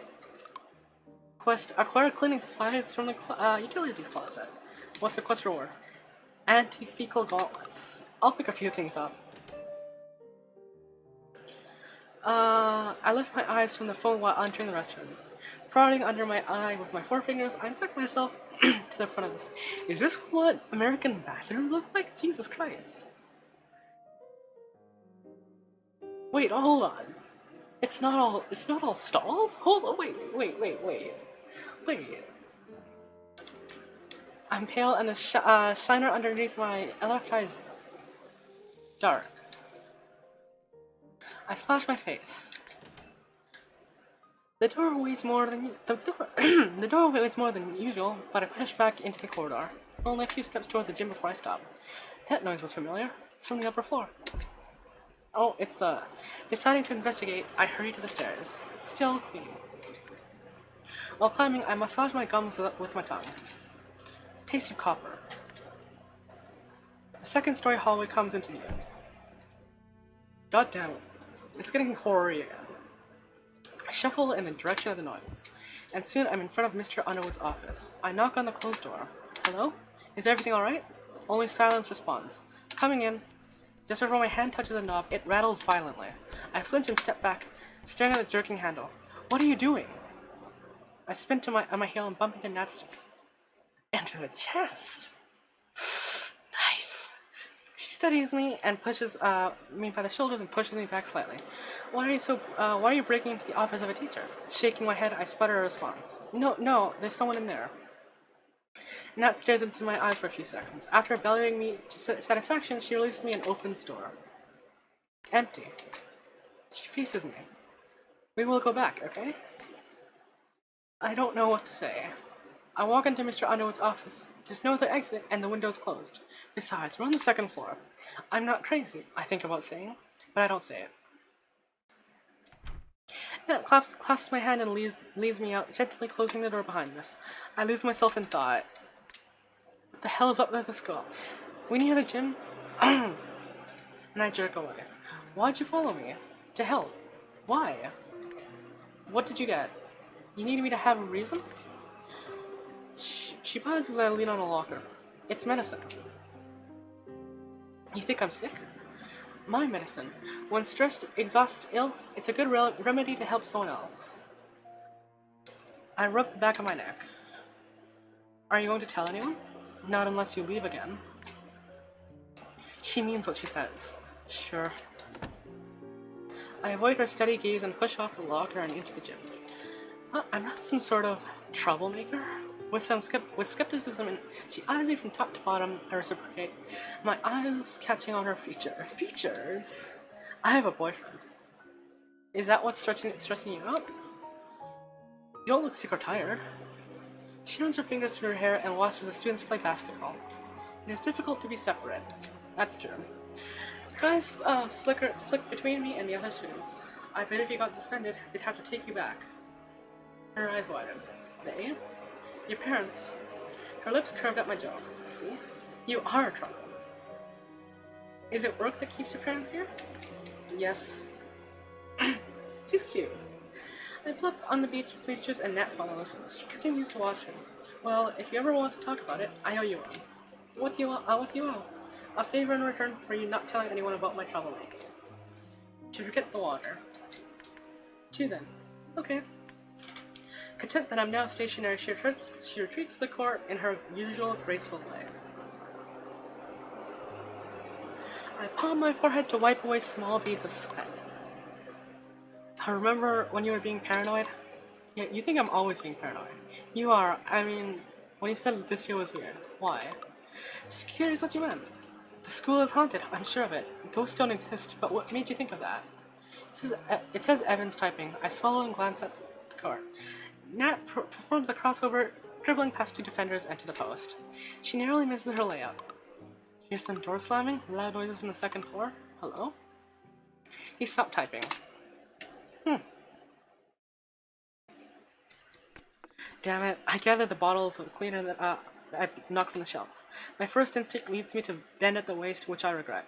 With a low wince, I straighten and retreat from the gym room, arms cradling the supplies. Mr. Underwood was quick to text instructions to us in a group text, and Alice was quicker to address Holly and me with a set of instructions of her own. I am in the mood to sleep, but not to struggle for control, so I'm humoring her. Stepping over the broken glass and my own dried blood, I ease my payload across the desk. Mr. Underwood wanted us to clean the art room and gym today. Coach Jean will apparently hold us accountable. Alice asks that I handle this room while she and Holly take on the gym for the hour. I unfurl a plastic trash bag and begin my task. The glass proves easy enough to gather. My blood spattered under and in front of the desk is not easy to clean. It's not a lot, but I still manage to cause as much as a mess as it could. I buff the floor with a damp rag until it drops the sweat from my forehead to contribute to the lubrication of cleaning solution. I flake off a good amount of residue, but a few areas are just too stubborn. The label on the bottle informs me this cheap stuff won't cut it. I'll take the trash to the bin outside and stop by the science lab on the way back. Will you need a ride home? Saying no is tempting as a gut reaction. I'd have to walk though. Yes, please. I'll be ready around 5. Wait in my room when you finish. Thank you, ma'am. Don't call me ma'am. What should I call her then? I deposit the trash bag in the bin outside and head to the science room. Expecting an empty room, I open the door without a knock. Ah! Get down! She takes me by the wrist and yanks me from the desk with her. What the hell? Quiet! Close your eyes. Why? Oh, damn! What are you doing? Basic book functional. Alice stands up with me and we observe the fractured plastic bottle tipped over dramatically. Thin vapor puffs from the lid, and small bits of plastic litter the— She made a bomb! What the fuck? I blinked twice and tried shaking the ringing out of my ear. What are you doing in there? Here. Alice looks happy to answer that. I'm producing miniature hydrogen bombs and testing various mechanical methods of production and containment. You're making a bomb? Bombs, plural. Relax, Neanderthal, it's perfectly safe. I watch the smoldering bottle. Doesn't look like it. What are you doing here instead of the gym anyway? I'm interested in the energy production capabilities of the reaction and exploring practical uses via automation. What are you talking about? 2 parts hydrogen, 1 part oxygen, high temperature, big boom. Understand? There are many uses for explosive energy. Think hybrid cars, which utilize the energy released to make a more fuel-efficient vehicle. Where'd you get the hydrogen? There's no way we store that here. I made it. Simple. There are a few ways to do it, but I combined sodium hydroxide with aluminum. Can't you just take that out of the... No, you can... If you have the proper equipment, you can just do that with water. That's fucking... Okay, fine, whatever. Why are you not cleaning like you're supposed to? She closed the door I had left open. I'm not going to be a janitor in the future, nor a housewife, so cleaning duty yields no practical experience for me. That doesn't matter. It's punishment. You know I could tell Mr. Underwood about this. I know that you couldn't tell Mr. Underwood about this. Explain. I'll deny it, and the ensuing conflict would handily destroy any team-building efforts and likely scrap the student union formation. She's a fucking bitch. And you don't want that, so I have no power here. I have the power. While you're here, want to be my assistant? She moves to the table and erects a bottle. No. Did you leave Holly in the gym? I did, yes. And you called me selfish? I didn't say I wasn't too. Do you know how to clean up blood? Alice glares at me and glances at the door, places her hand inside the desk drawer. Since I'm cleaning the art room, I need to clean up my blood from this morning. It dried and won't come up. Oh. She frees her hand from the drawer. Yeah, mix a little bleach with water, let it sit on the stain for 15 minutes, and wash it up after. Huh, you sure? Of course. I also have more thorough solution, but the simple method would work for your duties. She waves me away and returns to her task. I hesitate for a second and open the door to leave. Thanks. Yep. If you mix bleach and Windex, you can... She's a sleeper agent for the KGB. So, if you mix, I believe, bleach and Windex, it kind of creates like a really potent and poisonous gas. I forgot, it's called like hydrogen...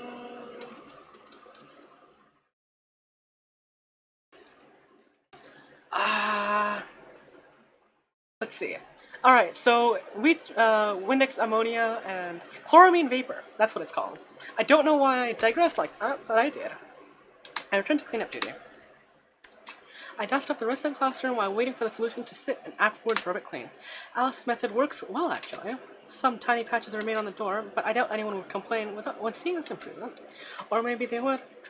But what's choke cherry high without a few bloodstains? I'm gonna hold my tongue there. Will you help me with the cleaning? Yes, I'm all alone. Please, please, please. I can help her, but we're already even in my book. While waiting for Miss Webb, I could check the second floor again. Let's help him. Evan would be jealous. I collect the supplies and transition to the gym. Wait, so what fucking Alice said is all bullshit then? Because we have, frickin' Holly's testimony that she was abandoned. Done. Fucking... Holly lies on her back and most immersed in her cell phone. She hasn't noticed it. What are you doing? Holly hops up and stumbles wildly, nearly dropping her phone. Hi, that was fast. And that was suspicious. Well, it shouldn't be, because it's not. Alright, fair enough. Okay, Holly. I scan the area. There are no cleaning implements, which fuels my suspicion. We're here cleaning supplies. Alice was getting there, remember? Remember? For what, for 40 minutes and you didn't think to check on her? I most certainly did. I texted her when I was helping you for a bit. She said to text you for help later, since you both would finish early by working together. Damn it. Oh god, what a bitch. Damn it, Alice, I pushed my palms across my face. Fine, and why didn't you start here? She looks down into her hands, smile faded. You both had the supplies. Then why didn't you come help, or at least ask for supplies? Seriously. Her eyes water, her hands clenched together in front of her. Mumbles, what? Speak up. The blood. I didn't want to see it. My eyes widen as I realize why. Damn it, I shouldn't forget that. It's okay. I'm here now, so let's just finish up. Quick, yeah? She nods, and solemnly, and we begin our task. I glance at Holly periodically to confirm her status. A few minutes pass. Sorry for not being around as much over the break. Evan wanted to hang out too. It's okay. I really was working a ton. Besides, I thought you might want some space for a while. For slow returns, everyone thought that at the same time. It probably didn't help that I had to get a new phone number. How would I make it up to you? Want to spend time with me and Evan this weekend? I pushed the wide dust mop over the floor, moving away from her. Maybe, if you promise to make it fun. My time is top tier. You boys must earn it. We'll figure something out. As long as you're not sick of me by the time our punishment ends. Punishment sessions make it sound way kinkier than it is. You know what? I didn't think about that. And oh god. I really didn't think about that. As I near her with the mop, I wiggle my eyebrows. Do you want it to be kinkier? Oh fuck. No bad. I chuckle and continue dusting the floor. That's something I would say though. I'd like approach her and be like, hey, you wanna make it kinkier? And yeah. Pick up the trash from the bleachers. The garbage stretches out the trash bag she used to gather it. I approach her, she grunts loudly, struggling to lift up the bag. I cross my arms and watch her. Need help? Not from a peasant. Oh, damn. I'm more like a mighty warrior, fresh from battle, adrenaline still pumping through me. I point to my bandage. So, come on, give me that. Gripping beneath her two hands with one hand, I squeeze the bag, close tightly, and lift it over my shoulder. My other arm cradles many of our supplies. Mighty indeed. How chivalrous. She scoops up the remaining dust mop, and we journey to the janitor's closet. Can I ask you something weird? Sure. Wait, maybe. Have you heard or seen anything weird around school? Holly looks at me, examining my forehead as it beads with sweat. What do you mean? Loud noises, banging thuds from the second floor. Nope. I can ask Granddaddy if there's construction. I shake my head quickly. No, it's not important. I heave the trash bag into the dumpster with a grunt before we move back inside and into the closet. Hey, are you okay? Yeah, it's been a really long day. I restock the shelf with slightly diminished supplies. Or at least I do. Not sure what Holly's doing. From behind, I hear a faint click of the door closing. What?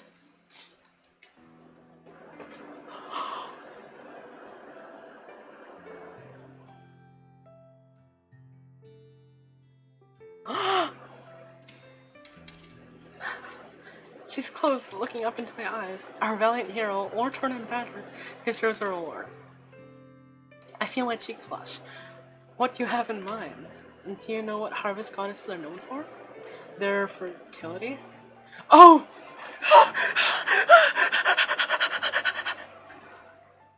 Oh, hold on, Jack. Those aren't real fox ears. Those are that's a headband.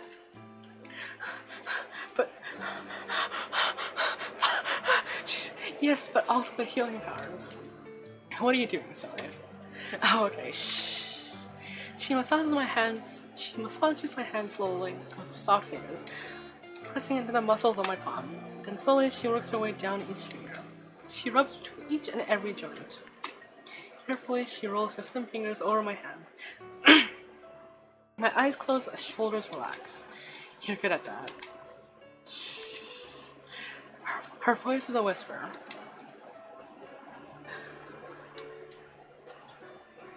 Her hand rests limp in her grip as she systematically fondles me. I did this at Kon sometimes. Booth Babe's strategies to lure in the otaku. Yeah. What the fuck? Yo, she's best girl. She's best girl. I speak in a whisper too, completely relaxed. I bet it worked well. She hums. I open my eyes just in time to see her parting from my hand with a kiss. She kissed me.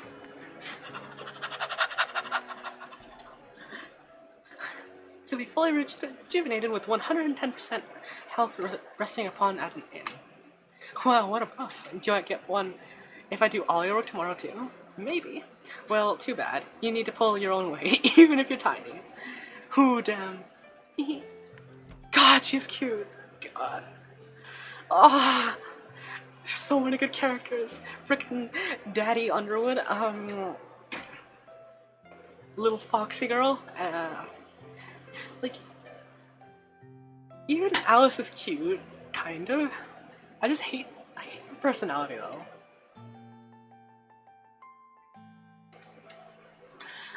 She spins around and slings open the door before hopping out. I follow with a stupid smile on my face. Ha! Holly ran away, silly girl. I repeat the thought of Evan being jealous about my time with Holly. Probably best to spare him every detail.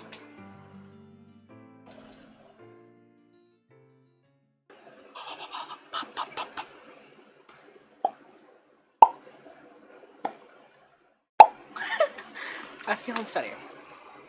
My fingers dig into my shirt, beneath the jacket, and above my heart. A smooth polyester carbon fabric conforms to my grip. Ready?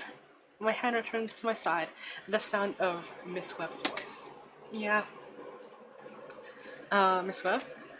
Her eyes flick over me. Ask me on the way. Do you? Her eyes lock to mine once we reach the first floor. Stay home tomorrow. What? I didn't stutter. Why? My vision blurs and I hold my hand over my eye. She pulls my hand down. Are you serious? Maybe she's right, but I can't. I have to clean as punishment. You can. You have my permission. Do you know Mr. Underwood well? Rolling her eyes, she resumes her walk. I know him a little. You called him Turner, so I was just curious. What was he like? Like he is now, but happier. Rosalind leans against Miss Webb's car as we approach. She notices my curiosity. Sam's my ride. Do you normally ride with her? Sometimes, Miss Webb, wow. So she's a school Uber. This school has to exist in real life, right? Like, somewhere in the US, because it's a very American school design. And like, I can recognize some of the cars here. That's a Tesla. That's a BMW, probably. Or no, maybe a Volkswagen. I don't know. I know it's a European car. That's a Chevrolet truck. That might be a Chevrolet van. Don't know what this is, but judging by the handles, it might be another Tesla. It's unlocked. I don't know why I'm just rattling off car names, but whatever. Roz and I join her. Seems like they're in a quiet mood. That definitely works for me right now. I wonder if she's dropping off me or Roz first. My attention turns out to the window. I'm so tired. What a day. I smell Miss Webb's lavender air freshener, and I think one of them is wearing a pretty perfume actually. I drift to sleep just for a bit. Hey, we're here. Looks like my place is the first stop.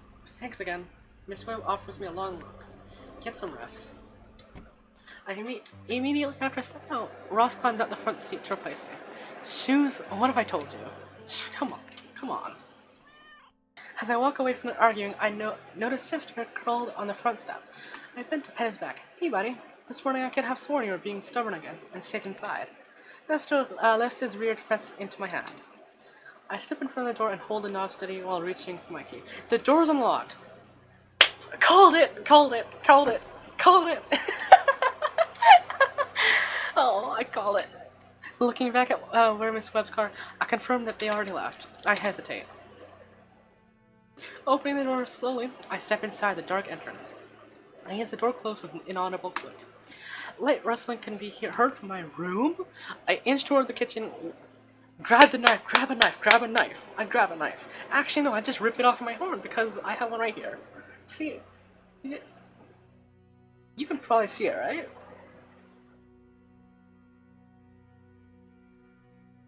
Oh!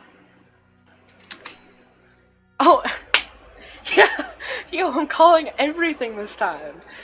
I'm a fortune teller. The sharp tip faces outwards and I wield it with both hands. The rustling continues. I hold my breath and move closer. Oh, oops. What was that click? The sound is more distinct right outside the door to my room. I kick the door open and face the intruder. Ah, what the fuck? Evan? Evan, having pressed himself against the wall, takes a step forward. What the fuck?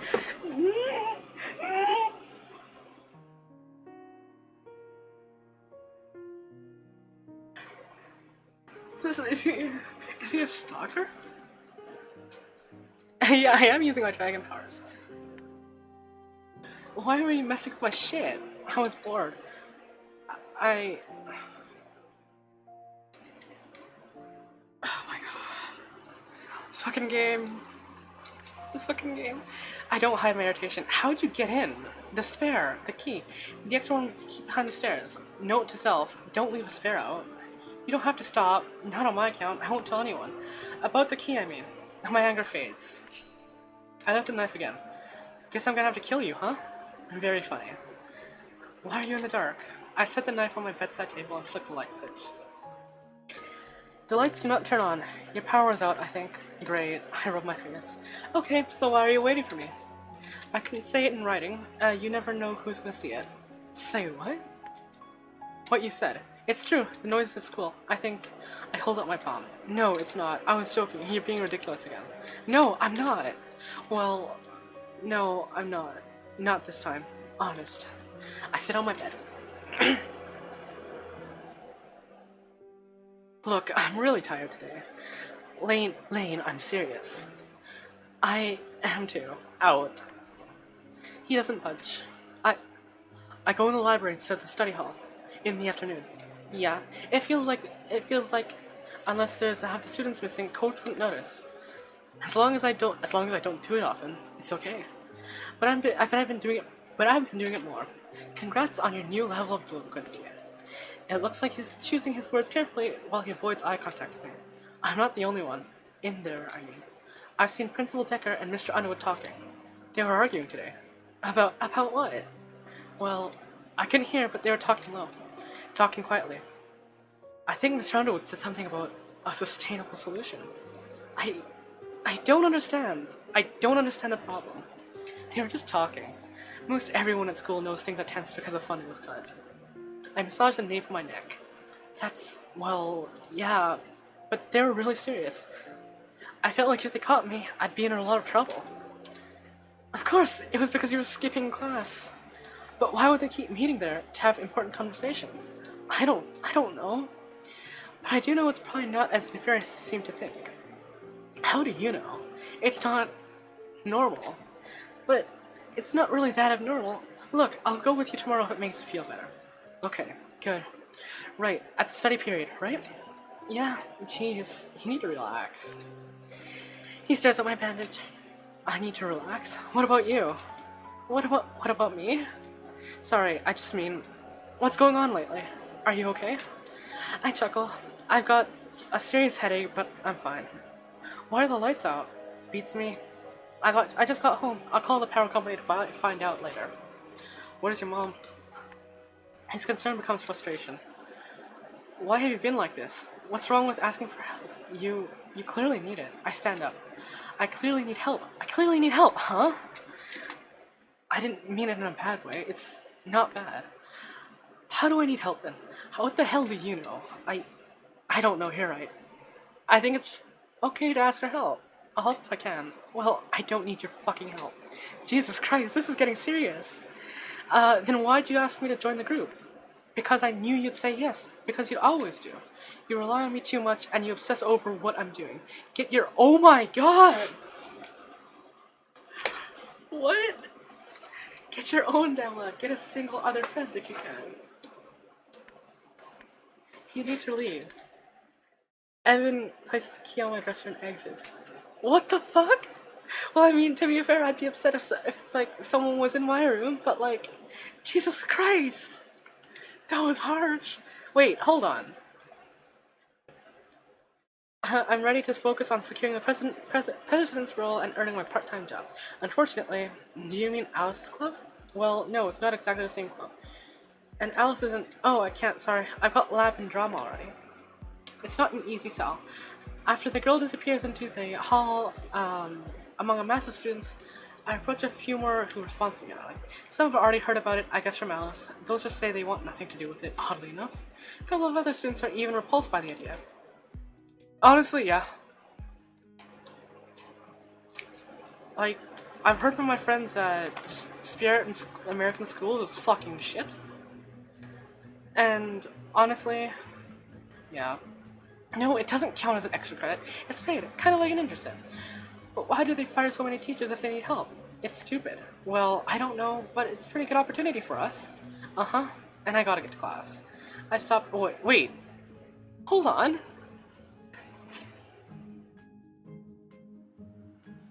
Oh, it's Guy. God, I'm illiterate. Stop him with a hand on my shoulder. Me too. Hey. Don't you want to make our school better? What the hell? Get off me. Crazy. Jesus Christ. Yeah, honestly, it seems about right, from what I've heard. They just aren't interested, and why should they be? I'm asking them to be my underling for minimum wage. It makes sense why other seniors are most annoyed by it. Mr. Fox, was it? Oh, it's, Decker. Fuck. God, I want to put my face in between those babies.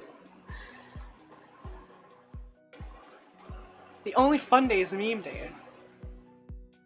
Meme day?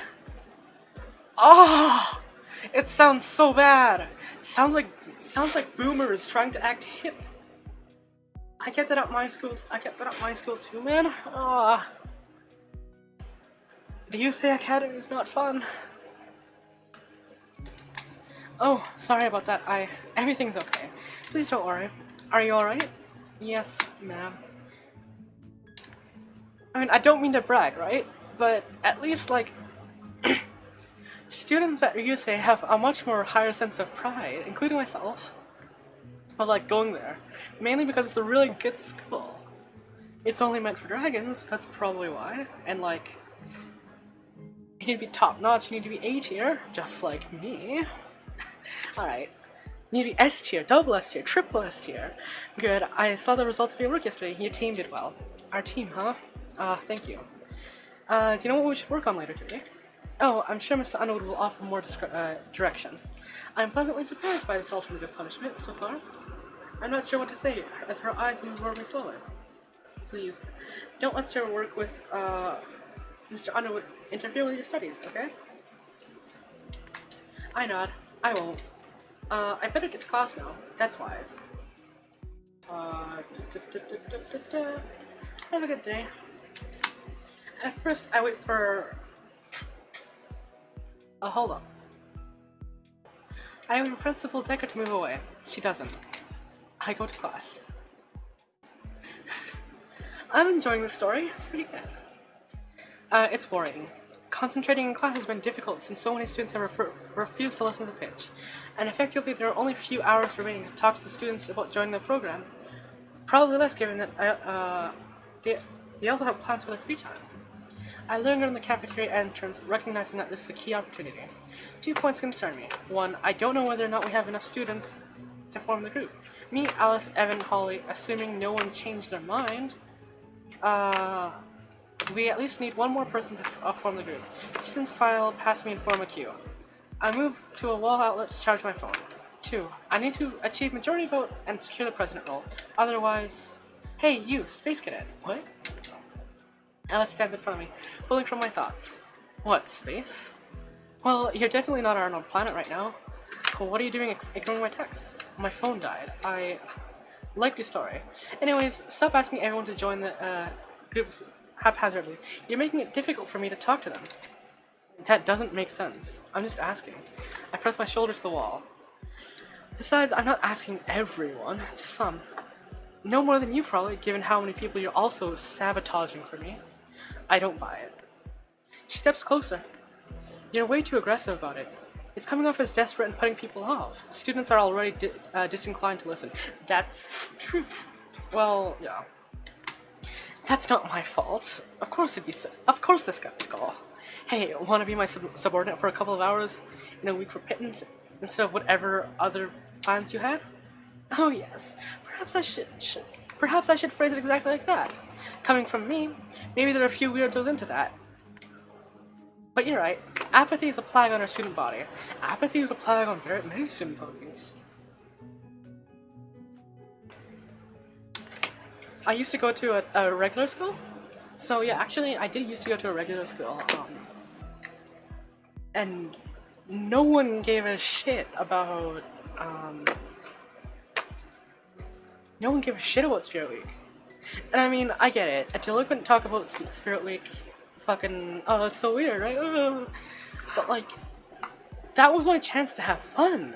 And like, I always look forward to like Character Day or Halloween or stuff like that, right? Because I could just actually be me. I didn't have to wear this dumb outfit. I don't know, dress up as Sailor Moon for all I cared about. Sailor Dragon. But yeah, so she lifts her finger to cut me off. Which is why we need to be more measured about how we approach students. Quality over quantity. We only need one more warm body. We do, huh? I thought you said that you already had enough voting for you. Well, that didn't pan out exactly. Anyways, we need another. Wish I could call her bluffs more often. What are you telling me to do? I'm not going to stop asking people. I'm requesting that you adjust your strategy such that it's beneficial for the both of us. Focus on a few likely candidates to groom. Okay, groom. That's a word to choose. So you can focus on lying to people to collect more votes? She disengages physically, turning away. Think what you will, but if you ponder it, you'll realize my advice is sound. Alright, before you go, have you seen Evan today? Evan, huh? Tough one. He's like a ghost. No, he's absent. He wasn't in calculus. Why? Make up a simple excuse. I was going to ask him to help recruit people. Good thing he's out then. Later then. Think about what I said. Sure, later. She adds herself to the line of students getting their lunch, and I sit down to review my missed texts. Sure enough, she sent me a few this morning, chastising my morning recruitment approach. I also have one from Ross. Yo, I have weekend math homework. Wanna meet? Yeah, probably tomorrow. Is that okay? Yep. I hold my head and lean forward on the table. Alice is right that I need to choose wisely. Okay, then who? I turn my phone in my palm and rub my thumb over the smooth touchscreen. Roz would never go for it, would she? I spot Mr. Underwood walking towards me and straighten my back. He has a full lunch tray in hand and a coffee mug in the other. Morning, sir. Clack. He places the tray in front of me and sits. Good morning, Lane. Is this mine? He traces the rim of his drink with his forefingers and stares at me for a few seconds. Yes. I heard you're not taking care of yourself. I want to check on you. Thanks. I'm not all that hungry, though. Regardless, that is yours. Wait, I need to do his voice. How have you been thinking? Feeling? Yesterday was rough, but today's much better, I think. Do you normally eat in the lunchroom? He smiles. Most often, I make use of my office. I've been eating since I'm actually starving. He takes a slow drink and doesn't point out my contradiction, probably out of politeness. Mr. Jean reported that the gym was cleaned well. Holly and I teamed up before the end to take care of it. Yeah, I see. I resume my meal as he relaxes. His comfort doesn't bode well for any chances of breaking away. I'll make the best of it. Have you talked with the school board about the group? I have. There have been a lot of pushback from those who believe student programs should be purely academic. That's fucking bullshit. This is perfectly academic. Do you mean it won't be an option? He looks into my eyes. It will. The 5-count threshold will be an absolute minimum. However, if you can gather more, my arguments will hold more weight. Honestly, it's been a bit hard. Nothing worth doing is easy. Sorry, I need to work on my voice acting skills. Would you be able to help? I know you're busy. In general, I need to be a passive observer and overseer for it to be a success. Sorry, but why? The point is that capable students are able to act as confident and self-motivated. You recognize that I have limited time. He straightened his back in a small stretch. The more effective you are without my aid, the more likely you will win additional hours of work. Do you understand? Yeah. There's also a risk with when formally employing students. I need to absorb that risk. Paying cash, structure it carefully, the upfront time investment for me is high. What did they say about what happened yesterday? I avoid eye contact. Elaborate. Elaborate. The incident with Alice and Kane. He takes a long drink of his coffee, then smiles. They're not aware of it. What? Why wouldn't they be? Only a few faculty members know of the incident and all have agreed to leave it to my discretion. You are being punished for it, and you understand the unacceptable behavior. I see no need to complicate our project to make it public record, or make a public record. Do you? Quickly, I shake my head.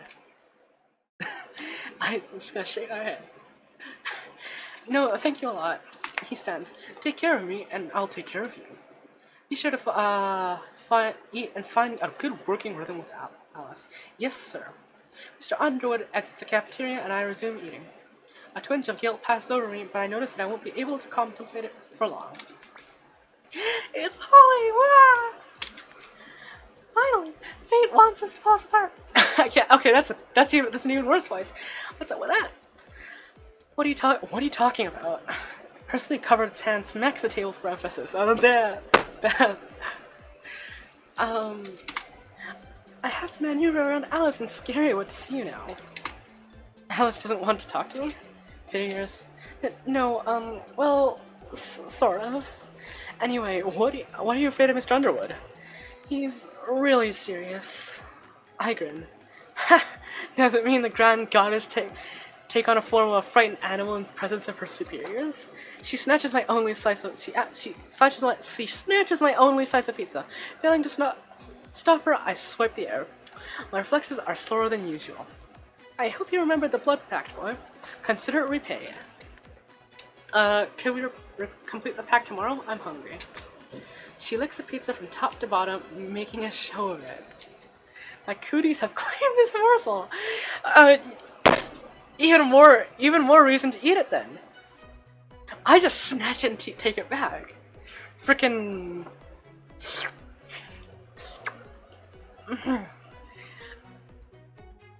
I'd gladly ingest her cooties. My face from. No, do you know what? Tauntingly, she wiggles as she takes a bite of the slice. I'm okay with a lick or two from it. I'm okay with frickin' spitting on it. You'll just get slobber, boy. You may grace my hand with an apology kiss again if you like. Eep. She runs away frantically, bumping into a student walking to his seat, which causes him to spill his drink. She apologizes without stopping, and she angrily shouts after her. She has way too much energy for me right now. While adjusting my bandage, I watch the student chatting around me. Right after this afternoon's library visit, I need to choose a single person and convince them, no matter what. I need to do whatever it takes.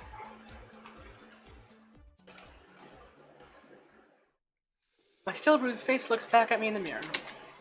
The swelling hasn't gone down much, and I expect I'll be carrying up this proof of defeat for a few more days. Evan has been out the entire day, and he also hasn't texted me. That's fine, though. For recruitment, I've narrowed it down to 2 decent candidates. I could ask Ross. She may be willing to be a member in name only. She wouldn't have to do anything, and I'd offer to do her homework as much as she likes. Then again, that could be pretty burdensome for me. The other option is Nat. She's stubborn, but she's gotta be lonely. She may be open to it if I push more.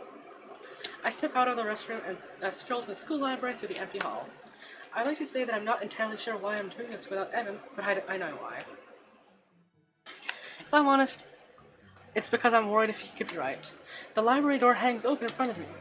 If I recall, it's normally kept closed. And locked, actually. I may be invading Mr. Underwood's privacy, so I steel myself for what I could find. I'm just taking a casual look in the library, and skipping class to do it. I look back and wonder if I should leave. I go in. I immediately see Natasha bent over, her hands on her knees, with her head under a table. Nat? She hits her head on the table as she stands. Ow, you. Yes, me. What were you doing? Her hands scan me from head to toe. What are you doing? I want to give her a Russian accent, but I can't, because I can't do a Russian accent. Look, I know turnabout is fair play, but it's true to answer a question with a question. She's watching me patiently. It's almost unnerving how still she can be. Fine. I came to look for a book for Mr. Underwood. A lie. Why did you say that? Your body's honest. Are you suspicious again? Her poker face is unwavering. I'm not making trouble. I said I wouldn't again, wouldn't I? I warned you that I will expose you to the teacher if you allow poor decisions twice. Fine. And you? What class are you supposed to be in right now? Gym, and I will attend soon. So we're both being naughty. She steps closer.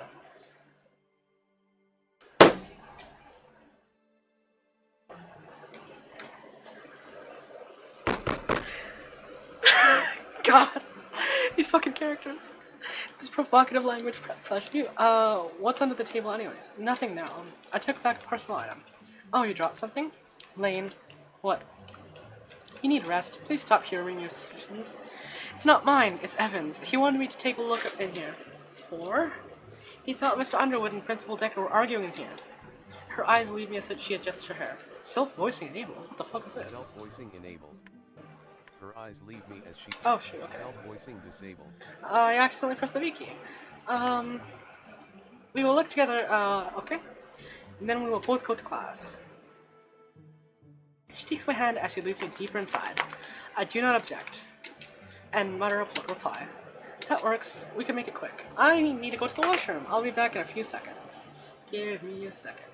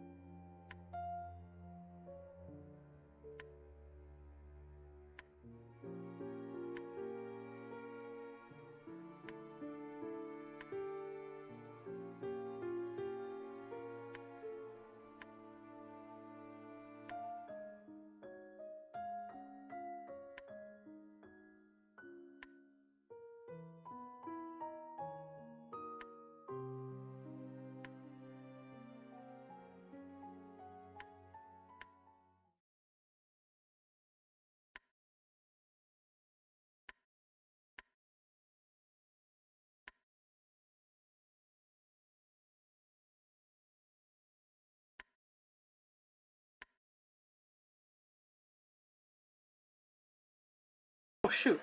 I forgot to turn on my mic. Woo! I forgot to turn off mute. I forgot to turn off mute. Oops. Alright, you know what? Let's just save for now. Oh, okay, so right click is, the menu. Forgot to turn off my mic. Turn on my mic. Woo! I'm an idiot. Let me just switch over to something real quick.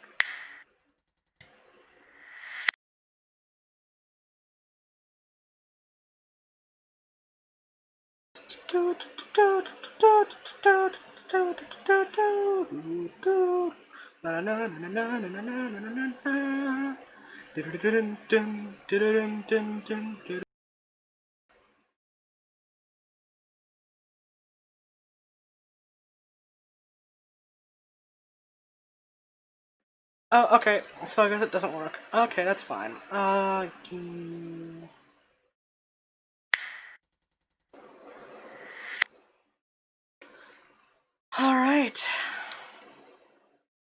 Oh, I'm doing pretty good. How about you? Blush and step back. Okay. I saw you and Mr. Underwood in here. Her eyes widened. I was worried and didn't know what to do, so... Her expression is gravely serious, and is causing me to fumble my composure. It's just that I wanted to make sure you were okay. There was a lot of tension.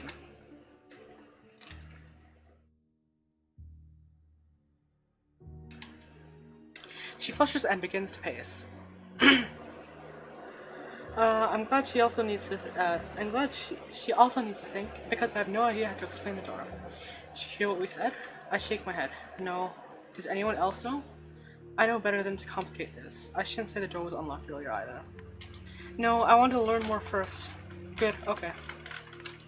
Listen, Lane. We need to keep this between the two of us. Sure. She steps closer again, this time luring into me. No, I'm really serious. You can't say anything to anyone. Promise me. Swear it. Oh, okay. I didn't see anything. But what were we fighting about? Grown-up things. No offense, but I'm basically an adult, you know? How do you know, you're not being hurt? She steps back, her face showing a complex burst of emotions. I guess I can't expect you to trust me if I don't trust you. I agree with her, but simply stare at her. My heart races. She's so sincere. Okay, I'll just say it. Her voice lowers. I'm in a relationship with Mr. What? A wave of relief crashes over me. Oh, why is that bad? She blushes furiously and maintains a whisper. I'm married to another. What?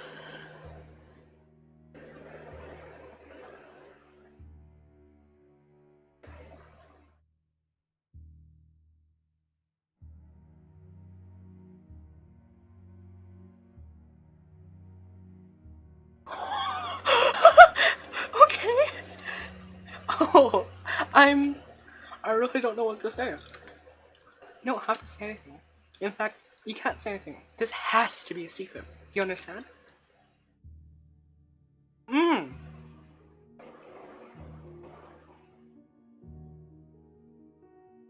She's fucking cute too. Yes, I promise I won't tell anyone, Miss Decker. Her chest swells. Her chest swells with a heavy breath. I want to be in that chest. It's really none of my business. You still need to tell me more about what you've been doing to get in and out of here.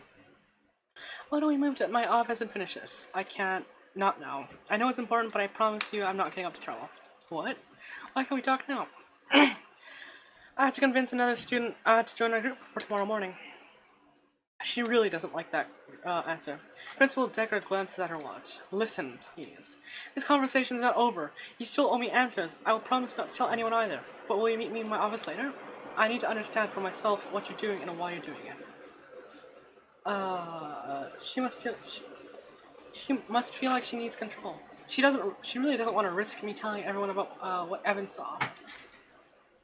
The balance of power in this conversation levels out. It almost feels like I'm blackmailing her for time. I understand. Can I go to your office tomorrow after school? Tomorrow? She closed her eyes and gathered composure. Okay, tomorrow after school.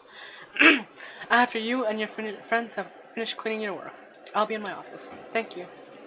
I really appreciate it. With a slow start, I move past her. She stops my shoulder with a soft touch. Please, don't even hint it to anyone. Not even to Mr. Underwood. Wait, does Mr. Underwood not know? What?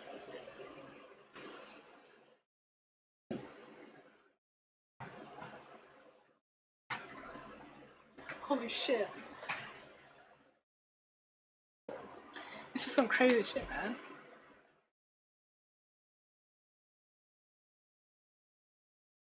Alright, I walked the hell out of there, placing a hand over my chest as I entered the hall.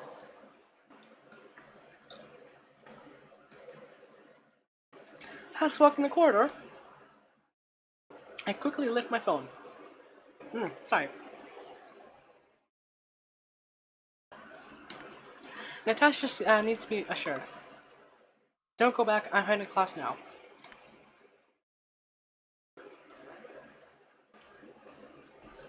I'm just having some Skittles, some super sour Skittles right now.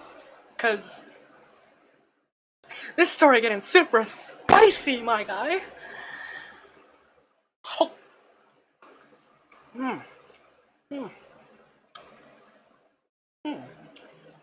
Oh. God, it's so spicy. I'm getting a lot of followers on Twitter. It's almost the end of the school day, and I've just finished cleaning the false bloodstains from my locker. Wait, what? Hold on, did it say false? Alright, it's close enough. Oh yeah, the freaking hand. It was easier than the real deal. My phone alerts me to a group message from Mr. Underwood.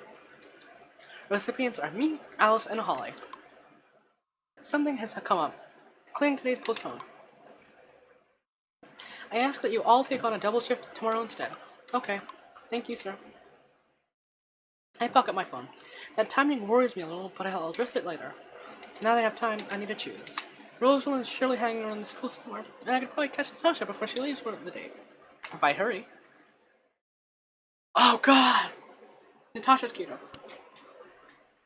She's dexterous and capable. Maybe I can get through to her. It's troublesome to swim against the current of the students leaving, but I maneuver through the crowd. Oh my god. She's so hot.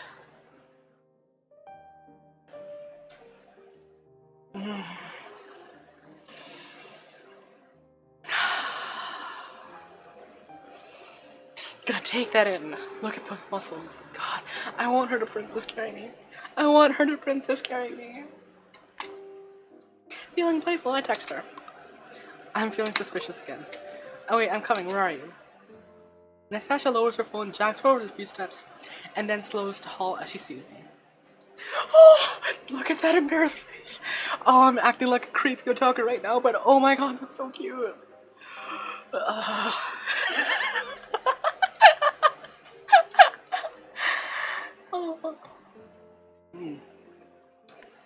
Is it a joke? I couldn't resist, sorry. Why are you so ready to help? I hope you don't think I'm that helpless. She begins to leave. Wait, please, I want to talk to you. The bus will leave. I'll make it quick. Join the student organization with me. I said no before. Please consider it. It's huge help to us. Who's us? It's me, Alice, Holly, and Evan. You know Evan, right? I know of all. Why do you need each other? Another. The school board won't allow it unless we have 5 members. Oh, that is the Ohio flag. I knew I recognized it. I believe the creators of this are actually based in Cleveland. And I guess they just wanted some state representation, which is why they put that flag in. Which is pretty cool. Honestly, if I made a visual novel, I'd make it about USA Academy. Because it's one of the best schools out there. I'm begging you, please help. Why is it important? I think for a moment, but I decide to be honest. I need money. Why? I'm not comfortable telling you. With a small smile, Nat moves to the rack of basketballs and lifts one. You need help, but I need to avoid involvement. Do you want to play for it? Why do you think you have to avoid us? It's not an issue if you move back mid-air. We just need you now. I'm not comfortable telling. Play? Snatch the ball from her grip, which she allows. Fine, but we'll play horse. You know how it works? No, what is horse? We take turns. When it's my turn, I make a shot first while you watch. If I make it, you have to make it from the same area I did.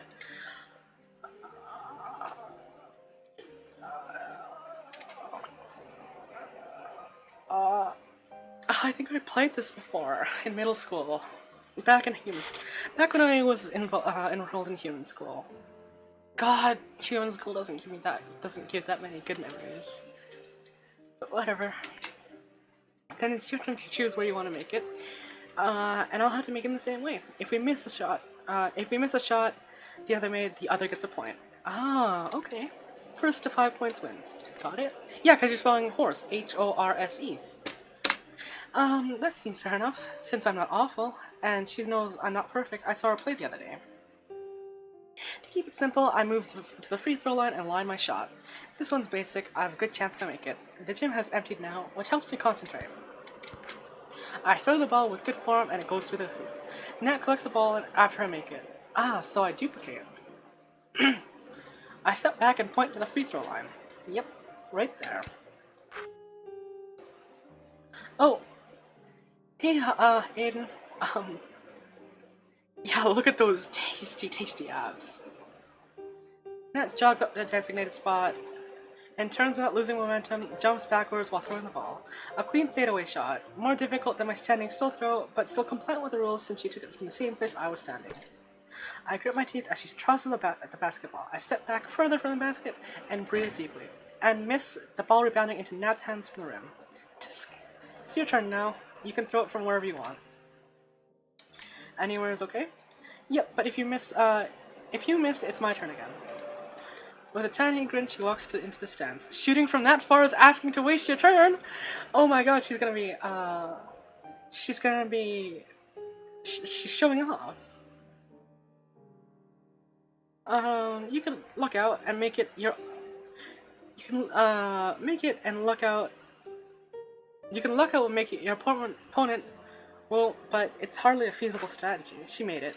What the hell? Do you practice trick shots? Nat takes one step back and gestures the ground. Here. Reluctantly, I attempt from the same spot, and miss by a wide margin. 1 point to her, I guess. Next, she makes it from the half-court point. Also far from the goal, I miss. 2 points to her. Then she takes 4 steps back from the half-court and makes it from further. I miss. 3 points to her. Then she makes it from wide while she's underneath the opposite, goalpost, nearly full court. I'm speechless. She's amazing, but she wasn't like this the other day. What's going on? She pressed the ball to my chest and I reflexively hug it. Can you match it? I sigh. Of course I can. But I try in vain. The ball doesn't even reach the goal, falling short despite my desperate one-armed sling. I'm just not strong enough to get it there. That's 4. Yep. 1 more and you win. She praises me and walks to the 3-point line. Farther than the free throw line, but closer than half court. It's easier than her last shot. Why? At this point, I'm not surprised she makes it. I'm focused on the fact that I have a chance. I step to her spot, close my eyes, and breathe. In and out. Okay. I open my eyes, focus, and make the throw. And it goes in! Ha! It's good. Now your turn again? Yep. Take the ball, walk right underneath the basket, and lightly throw it in. Very low exertion needed. It's the easiest possible position. As close as possible. Nat looks very confused, and I step back to the point where I stood. Right here. Okay. She effortlessly makes it in. I do the same thing immediately and make an extremely simple shot. Why do it? Your turn. Shoot. She makes it again. I choose the same spot again and also make it. I understand. I smile and place the ball in her hands. We take turns making it. Again and again. And again. And again. We do this for well over 15 minutes. As I watch over her throw, it makes it through the basket another time and I adjust my head bandage. Are you getting tired? I am not. I am. My arms are starting to feel heavy. Me either. We continue trying the same simple shots, over and over and over. You've missed the bus by now. It is okay. She tosses it up again and succeeds. How will I get home? I toss it up again and succeed. Walk. She tosses it up again and succeeds. Me too. We continue in silence. Both of us are determined not to make a mistake. I lose track of time. Dozens of minutes pass. A whole hour passes. Then, glancing at my phone, I confirm it's nearly been 2 hours since we started. My forearms are killing me. You must be sore by now. No, faster. Oh shit, I fucking skipped that.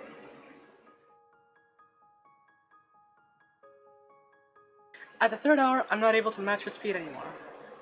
It's late. My arms ache. I'm sore, but I keep making my rough toss-ups. She notices my exhaustion, but does not slow down. She's a machine. Will you quit now? You should rest now.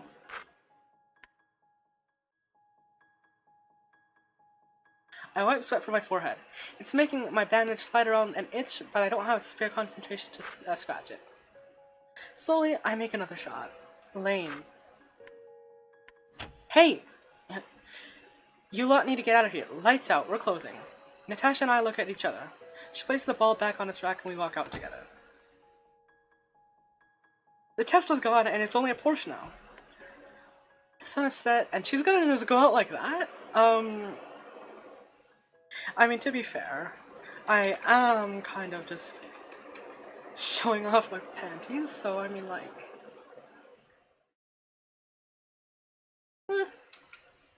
I guess.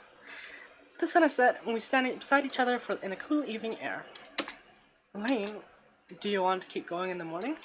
No, you have won. What are you talking about? Not losing is a form of winning. You did not lose. More than me. I don't know how I feel about that, but I'll take it. Then, will you please meet me at Mr. Underwood's office tomorrow morning? Yes, good night. I watch her stroll away, stick my hands in my pockets, and walk the opposite way.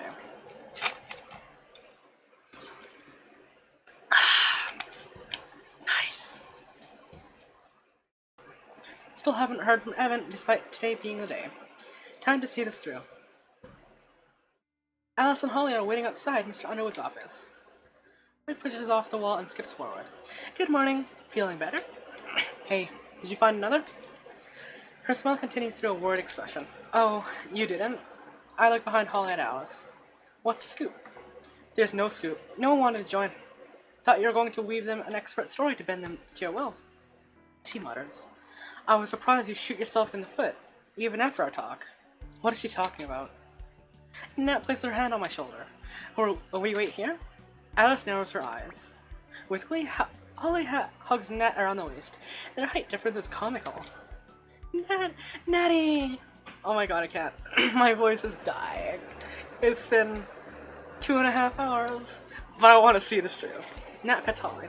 Hello again. You recruited the foreign girl? Does she understand what we're doing? Come on, she... Nat tenderly pushes Holly aside and approaches Alice. As usual, Nat needs to look down. She extends a handshake. Appraising Nat slowly, Alice decides that she's worthy. Alice grabs Nat's hand, shakes it briefly, and they both smile. Oh, yay. Mr. Underwood approaches, so we make room for his advance. Good morning. Morning, sir. He unlocks the door with one hand, his other holding coffee. It's steaming, and the way he's holding it seems painful. He's unfazed. Daddy Underwood. Daddy Underwood. Daddy Underwood. Oh my god. We file into his office. God. Mr. Underwood stands behind his desk and glances at each of us in return. End term. I'm sorry if we don't have enough. Is that minimum still necessary? Do you not know? Kane informed me last night that you'll have enough. Kane? By looking around, I tried to collect answers from the others, but they're equally surprised. Knock knock. What? Kane stands in the doorway with Evan behind him. If that's everyone, please close the door. We'll make this relatively quick. Wait, hold on, what? Alright, so during the last night scene I was like, I wasn't expecting it to be this fast, Jesus Christ. But then again, he does have a CG, so I guess it will. I glare at him, but he avoids my eyes. However, Kane acknowledged me directly. Your buddy told me what's up. He vaguely nods at Evan. He said he needed another body, so here I am. I see. Thanks for coming through for us. My comment was directed at the air between Kane and Evan, hiding my fury with firmly gritted teeth.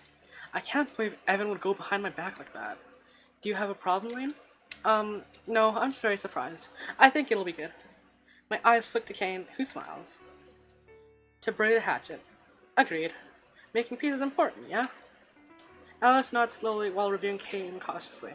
It's not like she can turn him away now that he's already here. I think this is fine too. If there are any honest reservations, speak now. Oh wait, if there are any honest reservations, speak now. There are clearly reservations, but no one wants to air them out in here. Alright. The board agreed to let you all form an organization independent of the school to be contracted on a trial basis. You will all work directly for the president of the student union, earning an hourly rate. I can't speak. God damn it! An hourly wage rate equivalent to the current minimum wage. He rests his coffee on his desk. You will report directly to the president, and the president will report directly to me. The president will be elected by vote no less regularly than annually. Any questions? Will you clarify what you mean by an independent organization? Yes. The school will not employ students. Rather, we will compensate your organization. He rolls his eyes. In no connection with the school, and at my independent discretion, I will email you guidance and email you the details and provide guidance for your documentation. God, that's some weird roundabout way to do things.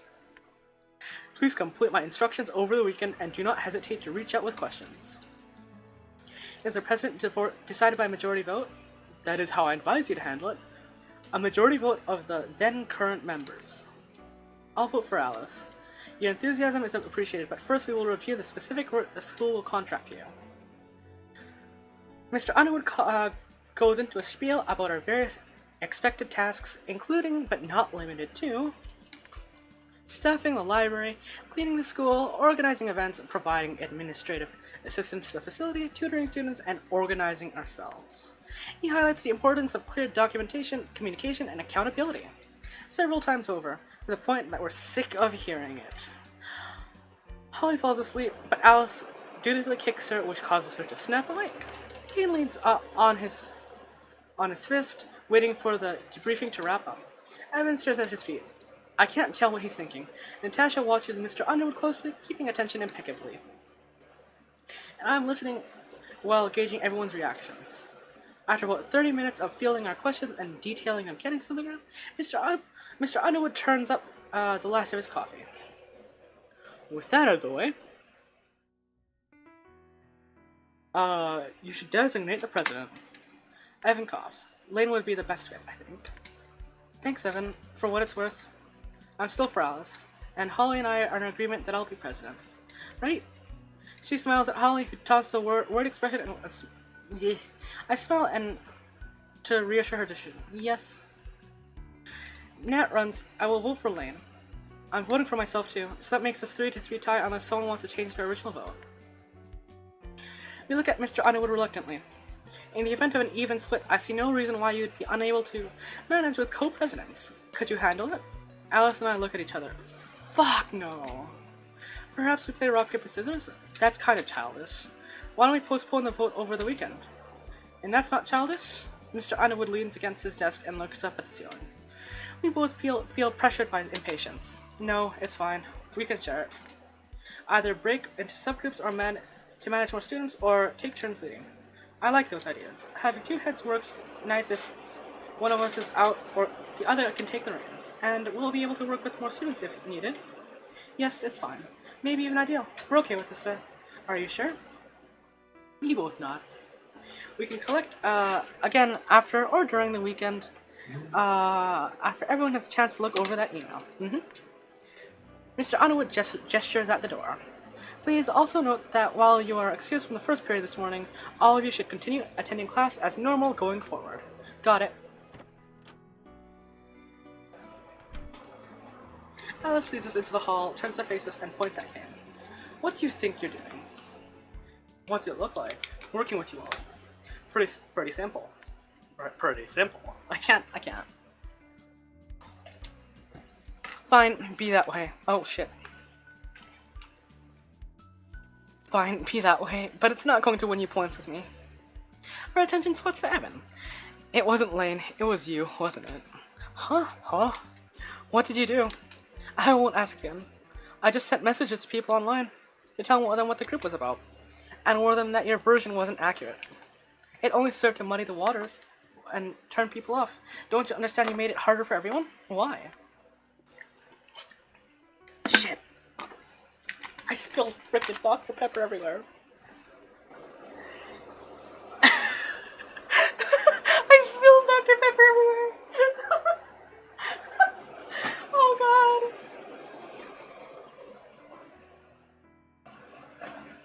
Alright, at least none of it got on my keyboard, or my computer, or my phone. Woo!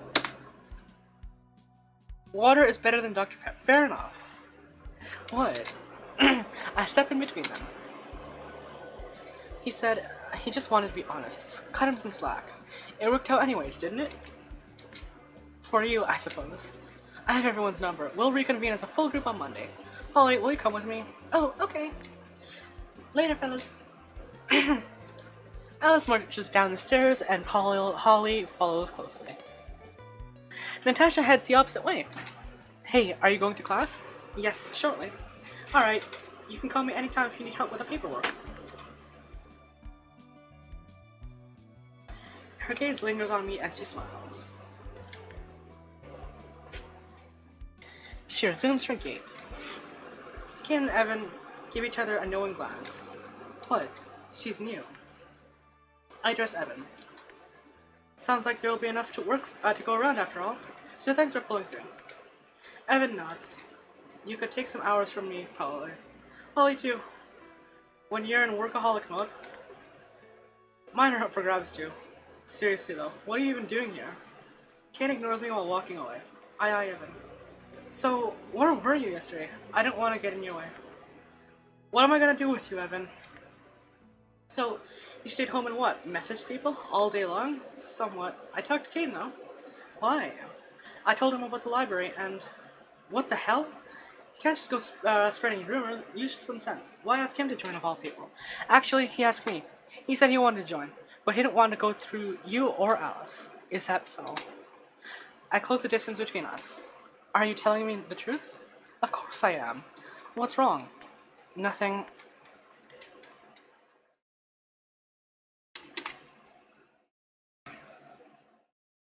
Leave a sticky mess. You know what else?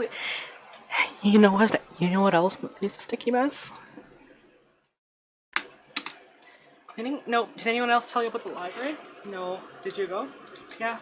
Keep quiet about it. I'll fill you in later. Tomorrow when we get together. Okay. Class is gonna start soon. Get ready. I walk away from Evan and go to class.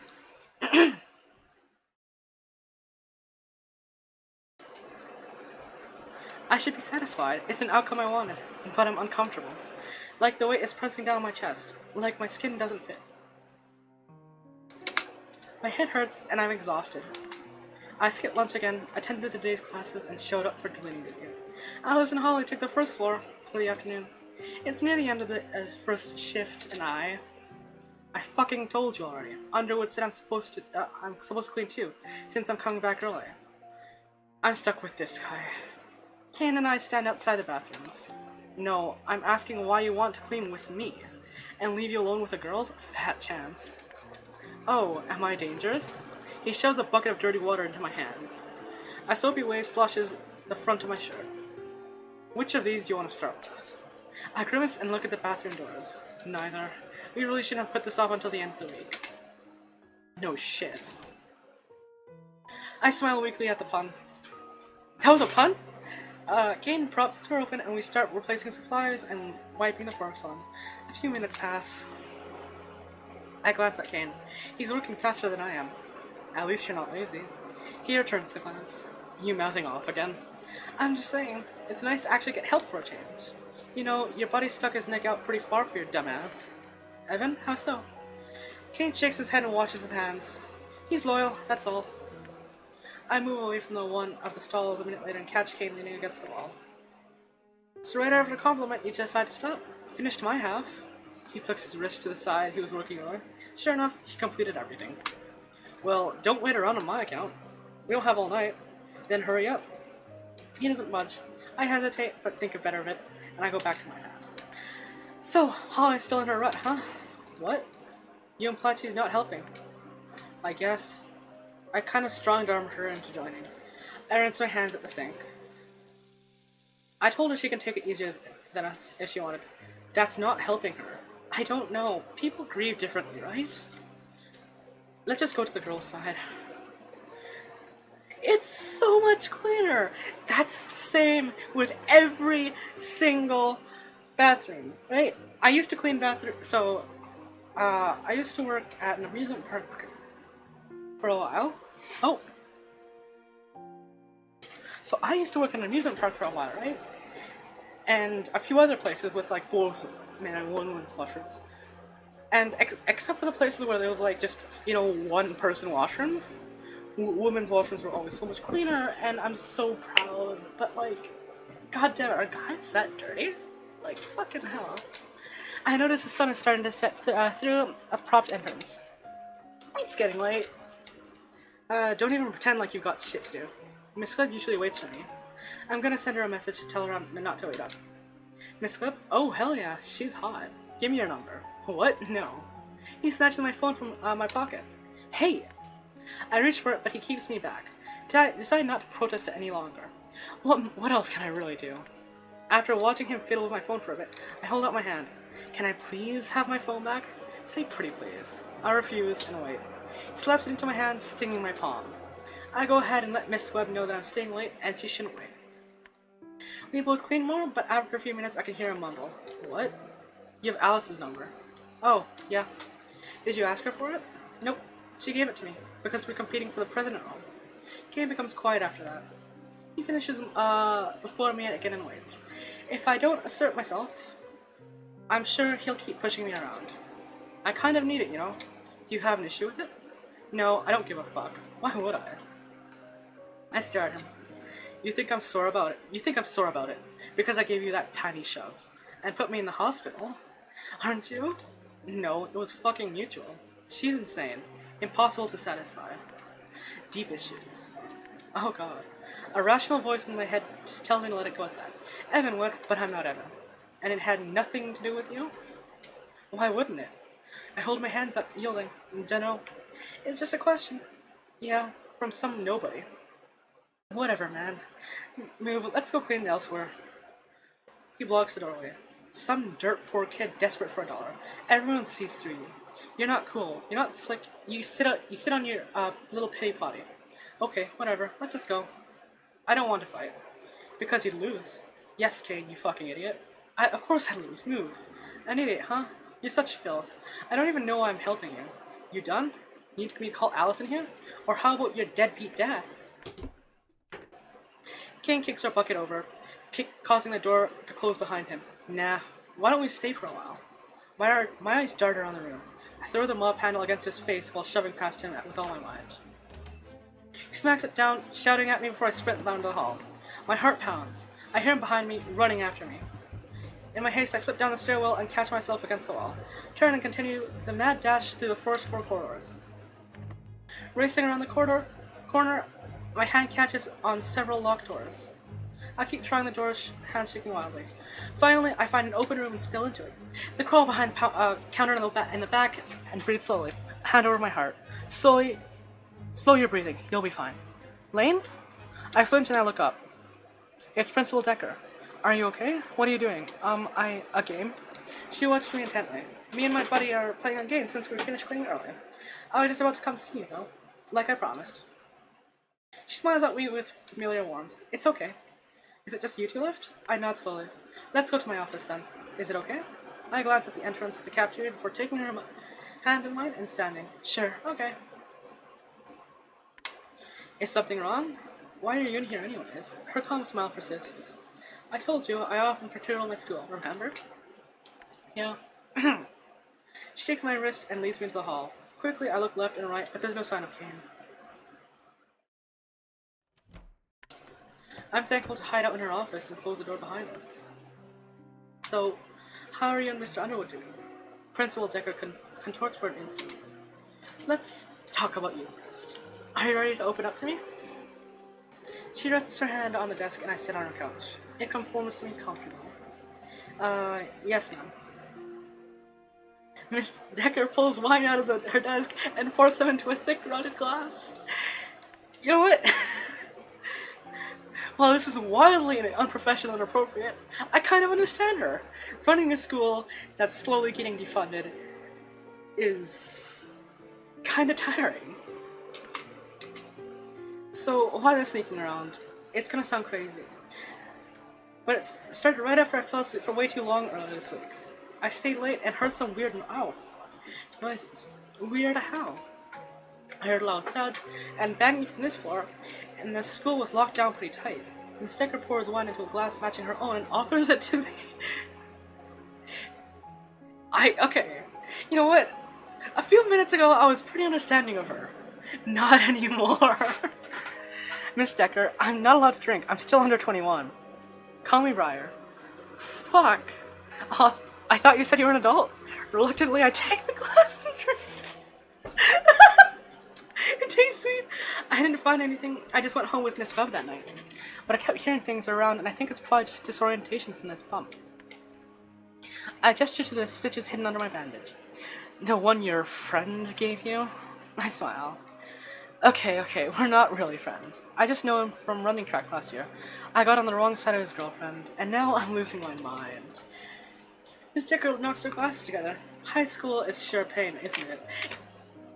Yep.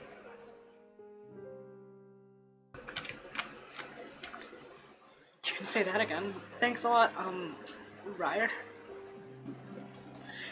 God, she's so mommy material. I want her to fucking put me in her lap and just smother me with breasts, and oh my god, lap pillow. And I just want her to pat my head and gently fondle my horns and my tail and just tell me that everything's gonna be alright, because it doesn't feel like everything's alright right now. Keep going. Why am I in the library to begin with? You're not that old. I was, are you okay? I nod quickly. Well, okay, completely honest. Okay, I thought you and Mr. Underwood were up to something shady. I guess it was an instinct. You have good instincts, huh? Since we're having an affair. Is that wine good? It's a Merlot. She's giving me a Merlot! I take another big drink. Oh, yeah, it's good. I'm feeling pretty tired, sorry. Wait, what if she fucking drugged it? Oh god. Mistake! What's going on? Help! I need an adult. I need an adult and not this one. Miss Decker rubs my chest with her gentle hands. Whoa. Wine is a sulfuric. You know that word? I look up at her hazily. Do I please flush?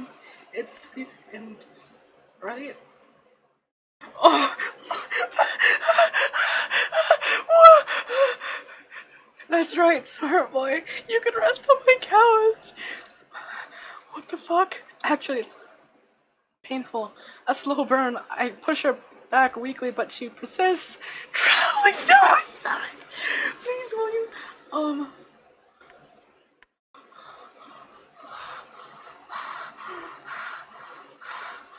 my skin, something. What the hell's going? I can't keep going. Prince, fire. I need to go.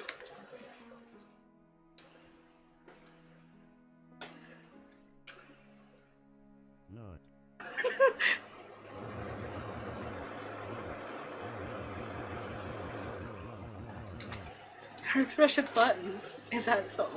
You should stay, I insist. My guts feel like they're on fire. Shit, it hurts. I've tried alcohol on an empty stomach, and it's not fun. I push her back hard. my hand sinking into her ample bosom without regard for politeness. I'll be right back. Wait! Jog out the door, empty wine glass still in my hand. Noticing this, I put it on the ground and push into the boys' bathroom clumsily. I miss a light switch. It hurts. What's going on? I shuffled my forefingers into my throat and vomited into the sink. An ugly mixture of wine and blood? The smell of copper wafts back at me from the porcelain. But it still hurts like fire, and I grip my chest tightly. I'm sweating. As I lay my head against the mirror and breathe slowly, collecting my thoughts, I hear shouting outside the bathroom. It sounds like Miss Decker. I wipe my mouth and exit. My hands are still shaking, my legs are still shaking, and I'm only getting worse with time.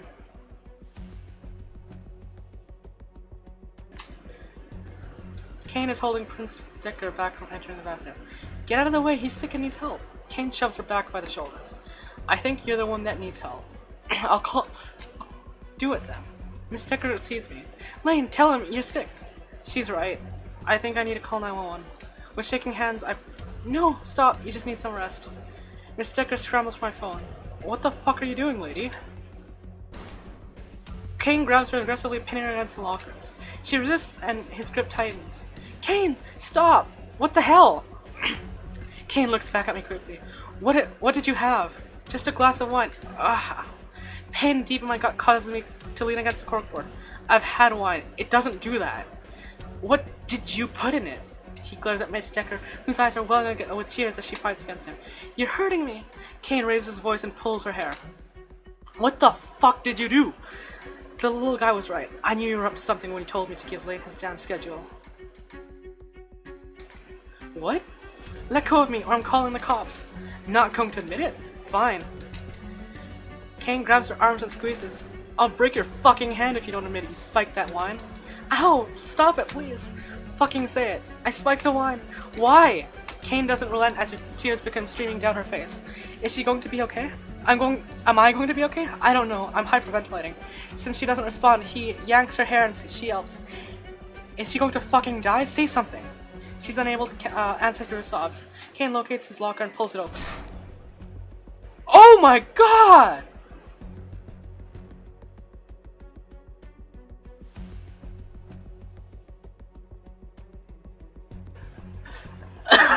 Yo! He shoves her fingers inside the gap and slams it closed with no hesitation. A blood-curdling scream. So loud it hurts my ears. Oh my god! What the fuck? He slams the metal locker door until her broken fingers again and again, warping the bones in her hand and splattering blood down the side of the locker. With raspy breaths, she screams for him to stop.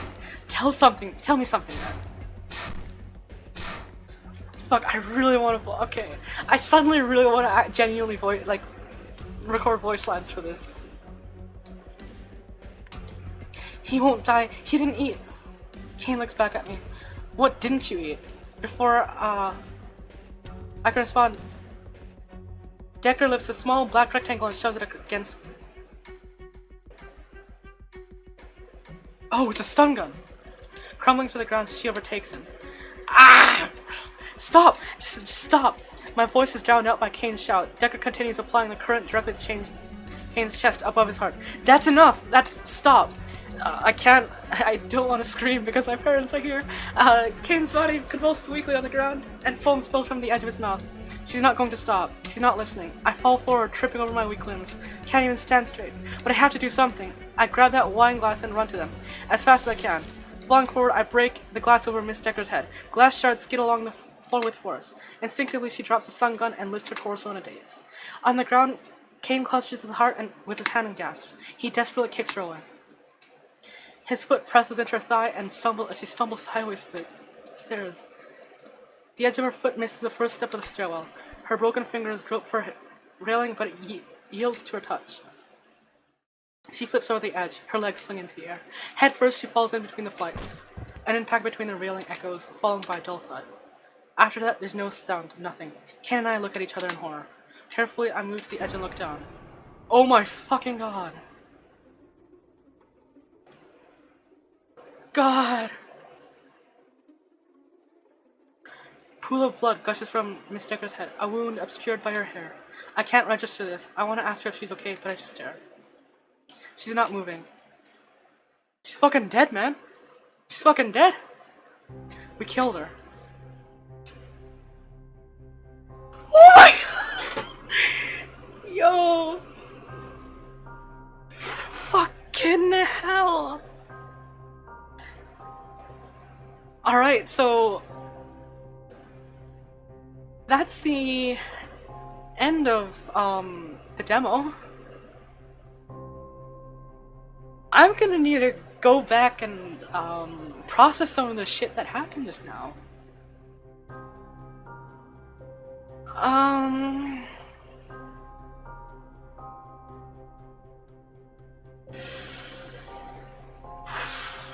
I need to process that.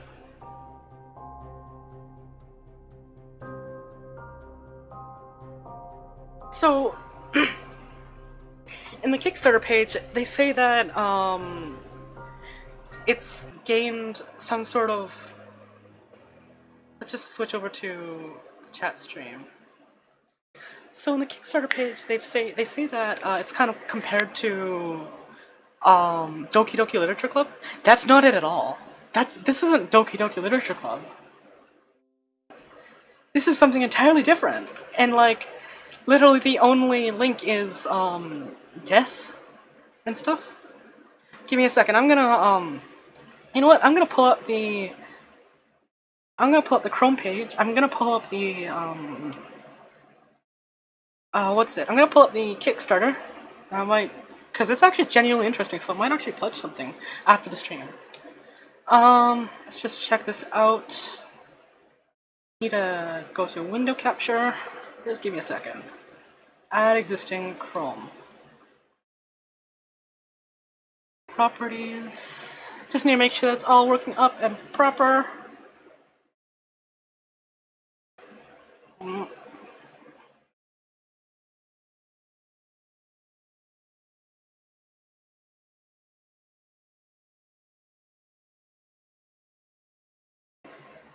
So, oh shoot, it's like right up on my face. That's wonderful.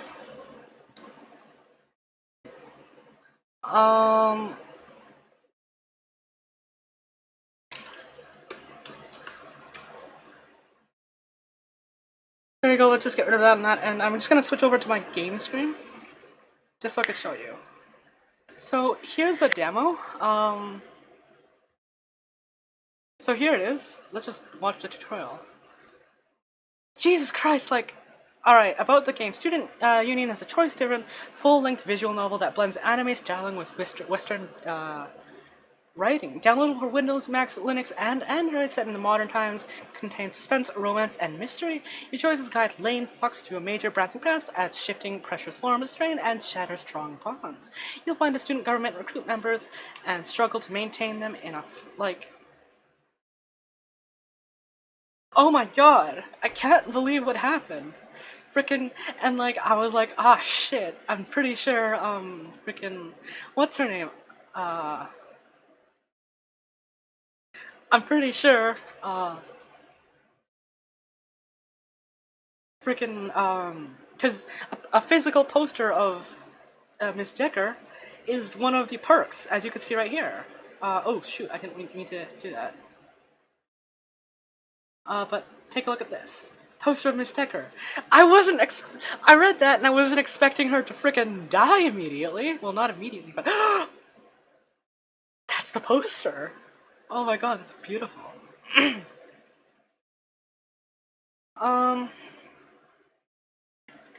Yeah, this is a really good story. So, to everyone, I recommend that you guys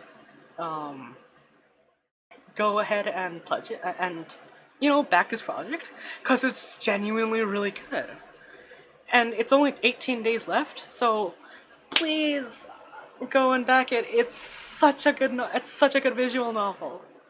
It's probably, like, I don't read many visual novels, right? Because at least for me, during when I'm streaming, I kind of find it hard to keep things engaging, so that's why I try to voice act and stuff. But holy crap, near the end there, my heart was. Anyways, yeah, so I guess that's gonna be the end of my stream.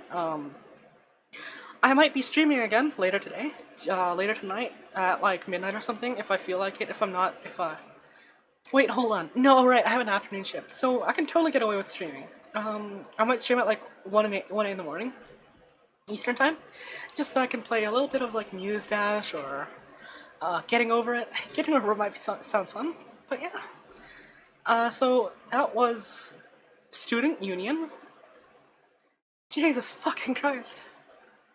Let's just...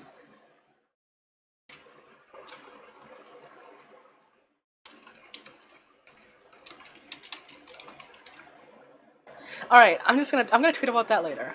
But for now, oh yeah, so I was like, oh yeah, you know what, maybe I might like pledge some money so I can, cause one of the perks is, one of the perks for this, Kickstarter, $750 USD, is, having a custom cameo character. Insert yourself, your friend, or your original character into the game with a minor role.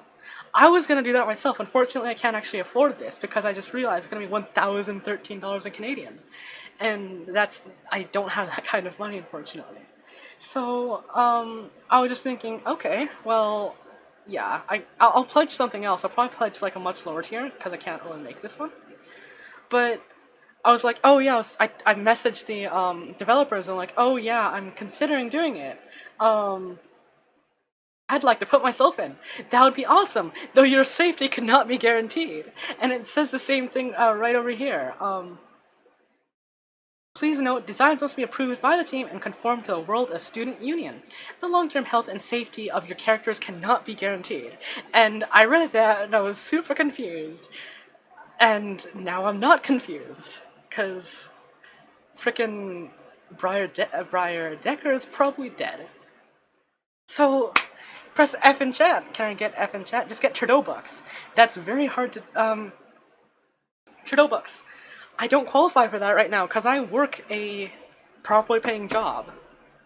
And, like, it's illegal for me to just kind of reduce my own hours and do that, unfortunately, so... I mean, I am gonna reduce my hours anyway so I can stream more, but still,